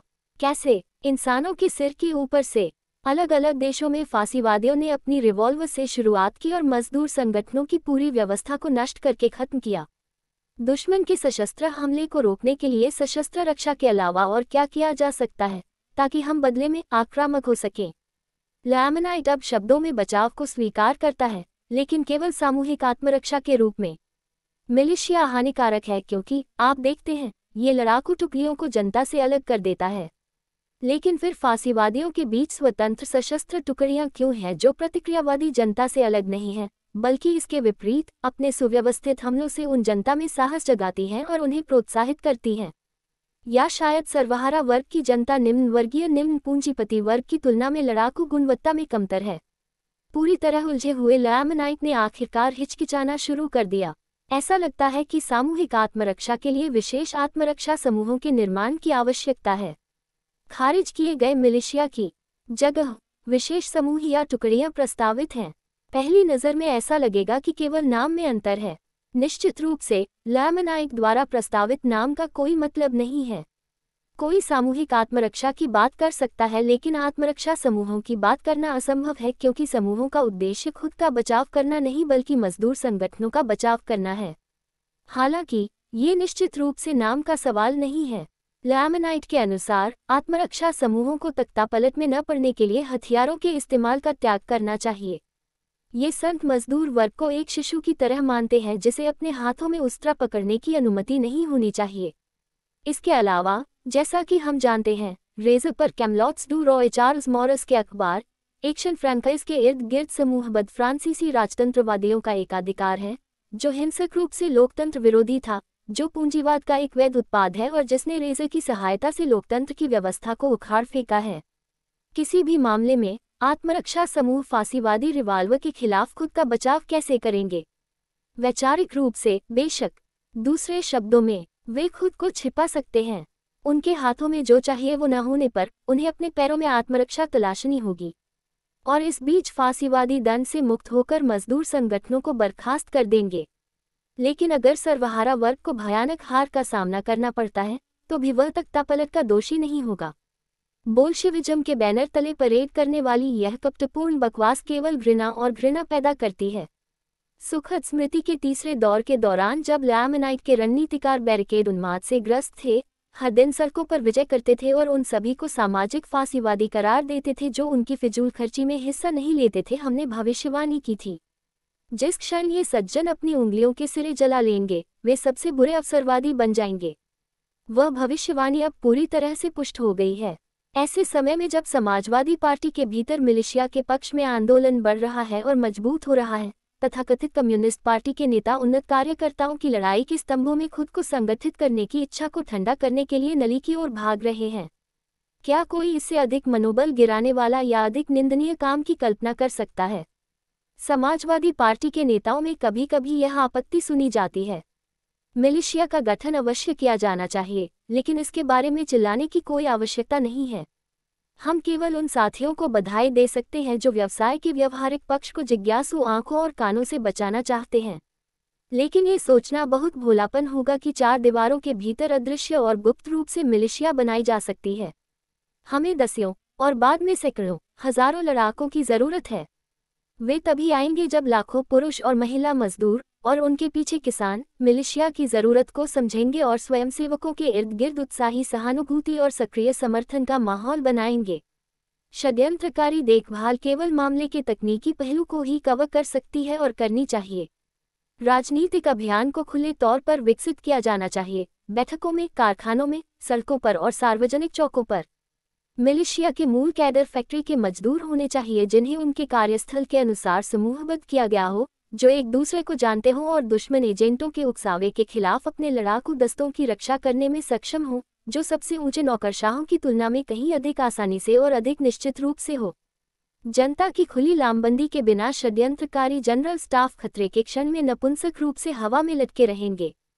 हर मजदूर वर्ग के संगठन को काम में जुट जाना चाहिए। इस प्रश्न में मजदूर वर्ग की पार्टियों और ट्रेड यूनियनों के बीच कोई सीमा रेखा नहीं हो सकती। हाथ से हाथ मिलाकर उन्हें जनता को लामबंद करना होगा, तब जन मिलिशिया की सफलता पूरी तरह सुनिश्चित हो जाएगी। लेकिन मजदूरों को हथियार कहाँ से मिलेंगे? शांत यथार्थवादी यानी डरे हुए मूर्ख आपत्ति जताते हैं, दुश्मन के पास राइफलें, तोपें, टैंक, गैस और हवाई जहाज हैं। मजदूरों के पास कुछ 100 रिवॉल्वर और जेब में रखने वाले चाकू हैं। इस आपत्ति में मजदूरों को डराने के लिए सब कुछ ढेर कर दिया गया है। एक ओर हमारे ऋषिगण फांसीवादियों के हथियारों की पहचान राज्य के हथियारों से करते हैं, दूसरी ओर वे राज्य की ओर मुड़ते हैं और मांग करते हैं कि वह फांसीवादियों को निरस्त कर दे। अद्भुत तर्क। वास्तव में दोनों मामलों में उनकी स्थिति झूठी है। फ्रांस में फांसीवादी अभी भी राज्य को नियंत्रित करने से बहुत दूर हैं। 6 फरवरी को उन्होंने राज्य पुलिस के साथ सशस्त्र संघर्ष में प्रवेश किया। यही कारण है कि जब फांसीवादियों के खिलाफ तत्काल सशस्त्र संघर्ष की बात आती है तो तोप और टैंकों की बात करना झूठ है। बेशक फांसीवादी हमसे ज्यादा अमीर हैं, उनके लिए हथियार खरीदना आसान है, लेकिन जब मजदूर एक दृढ़ क्रांतिकारी नेतृत्व के प्रति सचेत होते हैं तो वे अधिक संख्या में, अधिक दृढ़ निश्चयी, अधिक समर्पित होते हैं। अन्य स्रोतों के अतिरिक्त श्रमिक फांसीवादियों को व्यवस्थित रूप से निरस्त करके उनकी कीमत पर स्वयं को सशस्त्र बना सकते हैं। यह फांसीवाद के खिलाफ संघर्ष के सबसे गंभीर रूपों में से एक है। जब मजदूरों के शस्त्रागार फांसीवादी हथियार डिपो की कीमत पर जमा होने लगेंगे तो बैंक और ट्रस्ट अपने हत्यारे गार्डों के हथियारों के वित्तपोषण में अधिक विवेकपूर्ण होंगे। इस मामले में भी यह संभव होगा, लेकिन केवल इस मामले में कि चिंतित अधिकारी वास्तव में मजदूरों के लिए हथियारों के अतिरिक्त स्रोत उपलब्ध न कराने के लिए फांसीवादियों को हथियार देने से रोकना शुरू कर देंगे। हम लंबे समय से जानते हैं कि केवल एक क्रांतिकारी रणनीति ही उप उत्पाद के रूप में सरकार से सुधार या रियायतें पैदा करती है। लेकिन फांसीवादियों को कैसे निरस्त किया जाए? स्वाभाविक रूप से केवल अखबारों के लेखों से ऐसा करना असंभव है। लड़ाकू दस्ते बनाए जाने चाहिए, एक खुफिया सेवा स्थापित की जानी चाहिए। जब उन्हें पता चलेगा कि हमने गंभीरता से काम किया है तो सभी पक्षों से हजारों मुखबिर और मित्रवत सहायक स्वेच्छा से आगे आएंगे। इसके लिए सर्वहारा कार्रवाई की इच्छाशक्ति की आवश्यकता है, लेकिन निश्चित रूप से फांसीवादियों के हथियार ही एकमात्र स्रोत नहीं हैं। फ्रांस में 10 लाख से अधिक संगठित मजदूर हैं। आमतौर पर यह संख्या छोटी है, लेकिन मजदूर मिलिशिया के संगठन में शुरुआत करने के लिए यह पूरी तरह से पर्याप्त है। अगर पार्टियां और यूनियनें अपने सदस्यों के 10वें हिस्से को ही हथियार बंद कर दें तो ये पहले से ही 100,000 लोगों की सेना होगी। इसमें कोई संदेह नहीं है कि मजदूर मिलिशिया के लिए संयुक्त मोर्चे की अपील के अगले दिन आगे आने वाले स्वयंसेवकों की संख्या इस संख्या से कहीं ज्यादा होगी। पार्टियों और यूनियनों के योगदान, संग्रह और स्वैच्छिक सदस्यता से 1 या 2 महीने के भीतर 100,000 से 200,000 मजदूर वर्ग के लड़ाकों को हथियार बंद करना संभव हो जाएगा। फांसीवादी भीड़ तुरंत अपनी दुम दबा लेगी। विकास का पूरा परिप्रेक्ष्य अतुलनीय रूप से अधिक अनुकूल हो जाएगा। अब तक मिलिशिया बनाने का कोई प्रयास क्यों नहीं किया गया, ये समझाने के लिए हथियारों की कमी या अन्य वस्तुनिष्ठ कारणों का हवाला देना खुद को और दूसरों को मूर्ख बनाना है। मुख्य बाधा, जिसे हम एकमात्र बाधा कह सकते हैं, कि जड़ें मजदूर संगठनों के नेताओं के रूढ़िवादी और निष्क्रिय चरित्र में हैं। जो संशयवादी नेता हैं, वे सर्वहारा वर्ग की ताकत में विश्वास नहीं करते। वे नीचे की ओर से आने वाले चमत्कारों पर भरोसा करते हैं, बजाय इसके कि वे नीचे की ओर से आने वाली ऊर्जा को क्रांतिकारी रास्ता दें। समाजवादी कार्यकर्ताओं को अपने नेताओं को मजदूर मिलिशिया बनाने के लिए तुरंत आगे बढ़ने के लिए मजबूर करना चाहिए या फिर युवा नई ताकतों को रास्ता देना चाहिए। प्रचार और आंदोलन के बिना हड़ताल की कल्पना नहीं की जा सकती। ये पिकेट के बिना भी अकल्पनीय है, जो जब संभव हो तो अनुनय का उपयोग करते हैं, लेकिन जब मजबूर होते हैं तो बल का उपयोग करते हैं। हड़ताल वर्ग संघर्ष का सबसे प्राथमिक रूप है, जो हमेशा अलग अलग अनुपात में वैचारिक तरीकों को भौतिक तरीकों से जोड़ता है। फांसीवाद के खिलाफ संघर्ष मूल रूप से एक राजनीतिक संघर्ष है, जिसके लिए मिलिशिया की जरूरत होती है, ठीक उसी तरह जैसे हड़ताल के लिए पिकेट की जरूरत होती है। मूल रूप से पिकेट मजदूरों की मिलिशिया का भ्रूण है। जो कोई शारीरिक संघर्ष को त्यागने के बारे में सोचता है, उसे सभी संघर्षों को त्याग देना चाहिए, क्योंकि आत्मा मांस के बिना जीवित नहीं रहती है। महान सैन्य सिद्धांतकार क्लॉजविट्ज के शानदार वाक्यांश के अनुसार, युद्ध अन्य तरीकों से राजनीति की निरंतरता है। ये परिभाषा गृह युद्ध पर भी पूरी तरह लागू होती है। एक दूसरे का विरोध करना अस्वीकार्य है, क्योंकि जब राजनीतिक संघर्ष आंतरिक आवश्यकता के बल पर खुद को राजनीतिक संघर्ष में बदल लेता है तो उसे इच्छानुसार रोकना असंभव है। एक क्रांतिकारी पार्टी का कर्तव्य है कि वह समय रहते राजनीति के खुले सशस्त्र संघर्ष में रूपांतरण की अपरिहार्यता को देख ले तथा अपनी पूरी ताकत से उस क्षण के लिए तैयारी करे, ठीक उसी तरह जैसे शासक वर्ग तैयारी कर रहा है। फांसीवाद के खिलाफ बचाव के लिए मिलिशिया टुकड़ियां सर्वहारा वर्ग को हथियारबंद करने की दिशा में पहला कदम है, न कि अंतिम। हमारा नारा है, सर्वहारा वर्ग और क्रांतिकारी किसानों को हथियारबंद करो। अंतिम विश्लेषण में मजदूर मिलिशिया को सभी मेहनतकशों को अपने में समाहित करना होगा। इस कार्यक्रम को पूरी तरह से पूरा करना केवल एक मजदूर राज्य में ही संभव होगा, जिसके हाथों में उत्पादन के सभी साधन और परिणामस्वरूप विनाश के सभी साधन यानी सभी हथियार और उन्हें बनाने वाली फैक्ट्रियां होंगी। हालांकि खाली हाथ मजदूरों के राज्य तक पहुंचना असंभव है। केवल रेनॉडेल जैसे राजनीतिक रूप से अक्षम लोग ही समाजवाद के लिए एक शांतिपूर्ण संवैधानिक मार्ग की बात कर सकते हैं। संवैधानिक मार्ग को फांसीवादी गिरोहों द्वारा बनाए गए खायों द्वारा काटा जाता है। हमारे सामने कुछ खाया नहीं है। पूंजीपति वर्ग सर्वहारा वर्ग को सत्ता में आने से रोकने के लिए पुलिस और सेना की मदद से 1 दर्जन तख्तापलट करने में संकोच नहीं करेगा। Note: Pierre Renaudel 1871-1935। प्रथम विश्व युद्ध से पहले समाजवादी नेता जीन जोरेस के दाहिने हाथ और लैमनाइट के संपादक। युद्ध के दौरान एक दक्षिणपंथी सामाजिक देशभक्त। 1930 के दशक में उन्होंने और मार्सेल डीट ने संशोधनवादी नव समाजवादी प्रवृत्ति का नेतृत्व किया। जुलाई 1933 के सम्मेलन में वोट दिए जाने के बाद ये प्रवृत्ति समाजवादी पार्टी से अलग हो गई। 6 फरवरी 1934 के फांसीवादी दंगों के बाद अधिकांश नव फ्रांसीसी पूंजीवाद की मुख्य पार्टी रेडिकल पार्टी में शामिल हो गए। एक मजदूर समाजवादी राज्य केवल एक विजयी क्रांति द्वारा ही बनाया जा सकता है। हर क्रांति आर्थिक और राजनीतिक विकास की यात्रा से तैयार होती है, लेकिन इसका फैसला हमेशा शत्रुतापूर्ण वर्गों के बीच खुले सशस्त्र संघर्षों से होता है। एक क्रांतिकारी जीत केवल लंबे राजनीतिक आंदोलन, जनता की शिक्षा और संगठन की लंबी अवधि के परिणामस्वरूप ही संभव हो सकती है, लेकिन सशस्त्र संघर्ष के लिए भी बहुत पहले से तैयारी करनी होगी।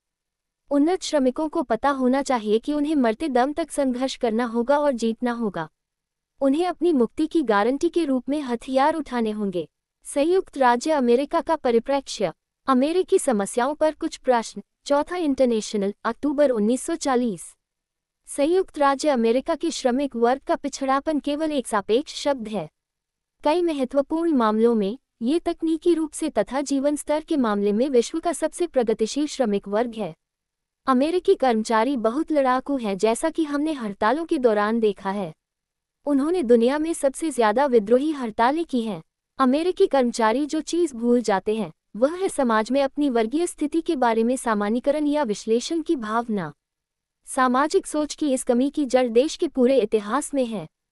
फांसीवाद के बारे में, उन सभी देशों में जहां फांसीवाद विजयी हुआ, फांसीवाद के विकास और उसकी जीत से पहले हमारे पास आम जनता की क्रांतिकारी लहर थी, मजदूरों और गरीब किसानों और छोटे बुर्जुआ वर्ग की। इटली में युद्ध के बाद और 1922 से पहले हमारे पास जबरदस्त आयामों की क्रांतिकारी लहर थी। राज्य पंगु हो गया था, पुलिस मौजूद नहीं थी, ट्रेड यूनियनें जो चाहे कर सकती थी, लेकिन सत्ता लेने में सक्षम कोई पार्टी नहीं थी। प्रतिक्रिया के रूप में फांसीवाद आया। जर्मनी में भी यही हुआ। 1918 में हमारे यहाँ क्रांतिकारी स्थिति थी, बुर्जुआ वर्ग ने सत्ता में भागीदारी करने की मांग तक नहीं की। सामाजिक लोकतंत्रवादियों ने क्रांति को पंगु बना दिया। फिर 1922-23 में मजदूरों ने फिर कोशिश की। ये कम्युनिस्ट पार्टी के दिवालियेपन का समय था, जिसके बारे में हम पहले भी जान चुके हैं। फिर 1929-30-31 में जर्मन मजदूरों ने फिर से एक नई क्रांतिकारी लहर शुरू की। कम्युनिस्टों और ट्रेड यूनियनों में जबरदस्त ताकत थी, लेकिन फिर स्टालिनवादी आंदोलन की ओर से सामाजिक फांसीवाद की प्रसिद्ध नीति आई, जो मजदूर वर्ग को पंगु बनाने के लिए बनाई गई थी। इन तीन जबरदस्त लहरों के बाद ही फांसीवाद एक बड़ा आंदोलन बन पाया। इस नियम का कोई अपवाद नहीं है। फांसीवाद तभी आता है जब मजदूर वर्ग समाज के भाग्य को अपने हाथों में लेने में पूरी तरह से असमर्थता दिखाता है। संयुक्त राज्य अमेरिका में भी यही होगा। पहले से ही वहाँ फांसीवादी तत्व हैं और उनके पास बेशक इटली और जर्मनी के उदाहरण हैं, इसलिए वे अधिक तेज गति से काम करेंगे। लेकिन आपके पास अन्य देशों के उदाहरण भी हैं। संयुक्त राज्य अमेरिका में अगली ऐतिहासिक लहर फांसीवाद नहीं, बल्कि जनता की कट्टरपंथ की लहर होगी। बेशक युद्ध कुछ समय के लिए कट्टरपंथ को बाधित कर सकता है, लेकिन फिर यह कट्टरपंथ को और अधिक जबरदस्त गति और स्विंग देगा। हमें युद्ध तानाशाही, सैन्य मशीन, कर्मचारियों, वित्तीय पूंजी की तानाशाही को फांसीवादी तानाशाही के साथ नहीं जोड़ना चाहिए। उत्तरार्ध के लिए सबसे पहले लोगों के बड़े पैमाने पर हताशा की भावना आवश्यक है। जब क्रांतिकारी दल उन्हें धोखा देते हैं, जब श्रमिकों का अगुआ दल लोगों को जीत की ओर ले जाने में अपनी अक्षमता दिखाता है, तब किसान, छोटे व्यवसाय, बेरोजगार, सैनिक आदि फांसीवादी आंदोलन का समर्थन करने में सक्षम होते हैं, लेकिन केवल तभी। सैन्य तानाशाही पूरी तरह से एक नौकरशाही संस्था है, जिसे सैन्य मशीन द्वारा मजबूत किया जाता है और ये लोगों के भटकाव और उनके अधीनता पर आधारित होती है। कुछ समय बाद उनकी भावनाएं बदल सकती हैं और वे तानाशाही के खिलाफ विद्रोही हो सकते हैं। क्रांतिकारी पार्टी का निर्माण करें। राजनीतिक विषयों पर हर चर्चा में ये प्रश्न उठता है, क्या हम संकट आने पर एक मजबूत पार्टी बनाने में सफल हो पाएंगे? क्या फांसीवाद हमें पहले से ही नहीं देख सकता? क्या विकास का फांसीवादी चरण अपरिहार्य नहीं है? फांसीवाद की सफलताएं लोगों को आसानी से सभी परिप्रेक्ष्य खो देती हैं, उन्हें वास्तविक परिस्थितियों को भूलने पर मजबूर कर देती हैं, जिन्होंने फांसीवाद को मजबूत किया और जीत हासिल की। फिर भी इन परिस्थितियों की स्पष्ट समझ संयुक्त राज्य अमेरिका के श्रमिकों के लिए विशेष रूप से महत्वपूर्ण है। हम इसे एक ऐतिहासिक नियम के रूप में निर्धारित कर सकते हैं। फांसीवाद केवल उन देशों में विजय प्राप्त करने में सक्षम था जहां रूढ़िवादी श्रमिक दलों ने सर्वहारा वर्ग को क्रांतिकारी स्थिति का उपयोग करने और सत्ता पर कब्जा करने से रोका। जर्मनी में दो क्रांतिकारी परिस्थितियां शामिल थीं, 1918-1919 और 1923-1924। 1929 में भी सर्वहारा वर्ग की ओर से सत्ता के लिए एक सीधा संघर्ष अभी भी संभव था। इन तीनों मामलों में सामाजिक लोकतंत्र और कॉमिंटन स्टालिनवादियों ने आपराधिक और क्रूर तरीके से सत्ता की विजय को बाधित किया और इस तरह समाज को गतिरोध में डाल दिया। केवल इन परिस्थितियों और स्थिति में ही फांसीवाद का तूफानी उदय और उसका सत्ता हासिल करना संभव साबित हुआ। जब सर्वहारा वर्ग किसी निश्चित अवस्था में सत्ता जीतने में असमर्थ साबित होता है, तो साम्राज्यवाद अपने तरीकों से आर्थिक जीवन को विनियमित करना शुरू कर देता है। फांसीवादी पार्टी जो राज्य सत्ता बन जाती है, वह राजनीतिक तंत्र है। उत्पादक शक्तियां न केवल निजी संपत्ति के साथ बल्कि राष्ट्रीय राज्य सीमाओं के साथ भी अपूरणीय विरोधाभास में हैं। साम्राज्यवाद इस विरोधाभास की अभिव्यक्ति है। साम्राज्यवादी पूंजीवाद सीमाओं के विस्तार, नए क्षेत्रों पर कब्जा करने आदि के माध्यम से इस विरोधाभास को हल करना चाहता है। अधिनायकवादी राज्य आर्थिक, राजनीतिक और सांस्कृतिक जीवन के सभी पहलुओं को वित्त पूंजी के अधीन करके एक सुपरनेशनलिस्ट राज्य, एक साम्राज्यवादी साम्राज्य, महाद्वीपों पर शासन, पूरी दुनिया पर शासन बनाने का साधन है। हमने स्वतंत्रता के इन सभी लक्षणों का विश्लेषण किया है, प्रत्येक का अलग अलग और उन सभी का समग्रता में, इस सीमा तक कि वे प्रकट हुए या सामने आए। सैद्धांतिक विश्लेषण और साथ ही पिछली चौथाई सदी के समृद्ध ऐतिहासिक अनुभव ने समान रूप से यह प्रदर्शित किया है कि फासीवाद हर बार एक विशिष्ट राजनीतिक चक्र की अंतिम कड़ी है, जो निम्नलिखित से बना है। पूंजीवादी समाज का सबसे गंभीर संकट, मजदूर वर्ग के उग्रवाद का विकास, मजदूर वर्ग के प्रति सहानुभूति का विकास, और ग्रामीण और शहरी छोटे पूंजीपतियों की ओर से बदलाव की चाहत, बड़े पूंजीपतियों का अत्यधिक भ्रम, क्रांतिकारी चरमोत्कर्ष से बचने के उद्देश्य से उनकी कायरतापूर्ण और विश्वासघाती पैंतरे, सर्वहारा वर्ग की थकावट, बढ़ता भ्रम और उदासीनता, सामाजिक संकट का बढ़ना, छोटे पूंजीपतियों की निराशा, बदलाव की उनकी चाहत, छोटे पूंजीपतियों का सामूहिक विक्षिप्तता, चमत्कारों में विश्वास करने की उनकी तत्परता, हिंसक उपायों के लिए उनकी तत्परता, सर्वहारा वर्ग के प्रति शत्रुता का विकास, जिसने उनकी उम्मीदों को धोखा दिया है। ये एक फासीवादी पार्टी के तेजी से गठन और उसकी जीत के लिए आधार हैं। ये बिल्कुल स्पष्ट है कि संयुक्त राज्य अमेरिका में मजदूर वर्ग का कट्टरपंथीकरण अभी तक केवल अपने प्रारंभिक चरणों से ही गुजरा है, लगभग विशेष रूप से ट्रेड यूनियन आंदोलन CIO के क्षेत्र में। युद्ध पूर्व अवधि और फिर युद्ध ही कट्टरपंथीकरण की इस प्रक्रिया को अस्थायी रूप से बाधित कर सकता है, खासकर अगर काफी संख्या में मजदूर युद्ध उद्योग में शामिल हो जाते हैं। लेकिन कट्टरपंथीकरण की प्रक्रिया में ये रुकावट लंबे समय तक नहीं रह सकती। कट्टरपंथीकरण का दूसरा चरण अधिक तीक्ष्ण अभिव्यंजक चरित्र ग्रहण करेगा। एक स्वतंत्र मजदूर पार्टी बनाने की समस्या दिन के क्रम में आ जाएगी। हमारी संक्रमणकालीन मांगें बहुत लोकप्रिय होंगी। दूसरी ओर फासीवादी प्रतिक्रियावादी प्रवृत्तियां पृष्ठभूमि में चली जाएंगी, रक्षात्मक स्थिति ग्रहण करेगी और अधिक अनुकूल क्षण की प्रतीक्षा करेगी। ये निकटतम परिप्रेक्ष्य है। कोई भी व्यवसाय इस बात पर अटकल लगाने से अधिक पूरी तरह से अयोग्य नहीं है कि हम एक शक्तिशाली क्रांतिकारी नेता पार्टी बनाने में सफल होंगे या नहीं। आगे एक अनुकूल परिप्रेक्ष्य है, जो क्रांतिकारी सक्रियता के लिए सभी औचित्य प्रदान करता है। जो अवसर खुल रहे हैं उनका उपयोग करना और क्रांतिकारी पार्टी का निर्माण करना आवश्यक है।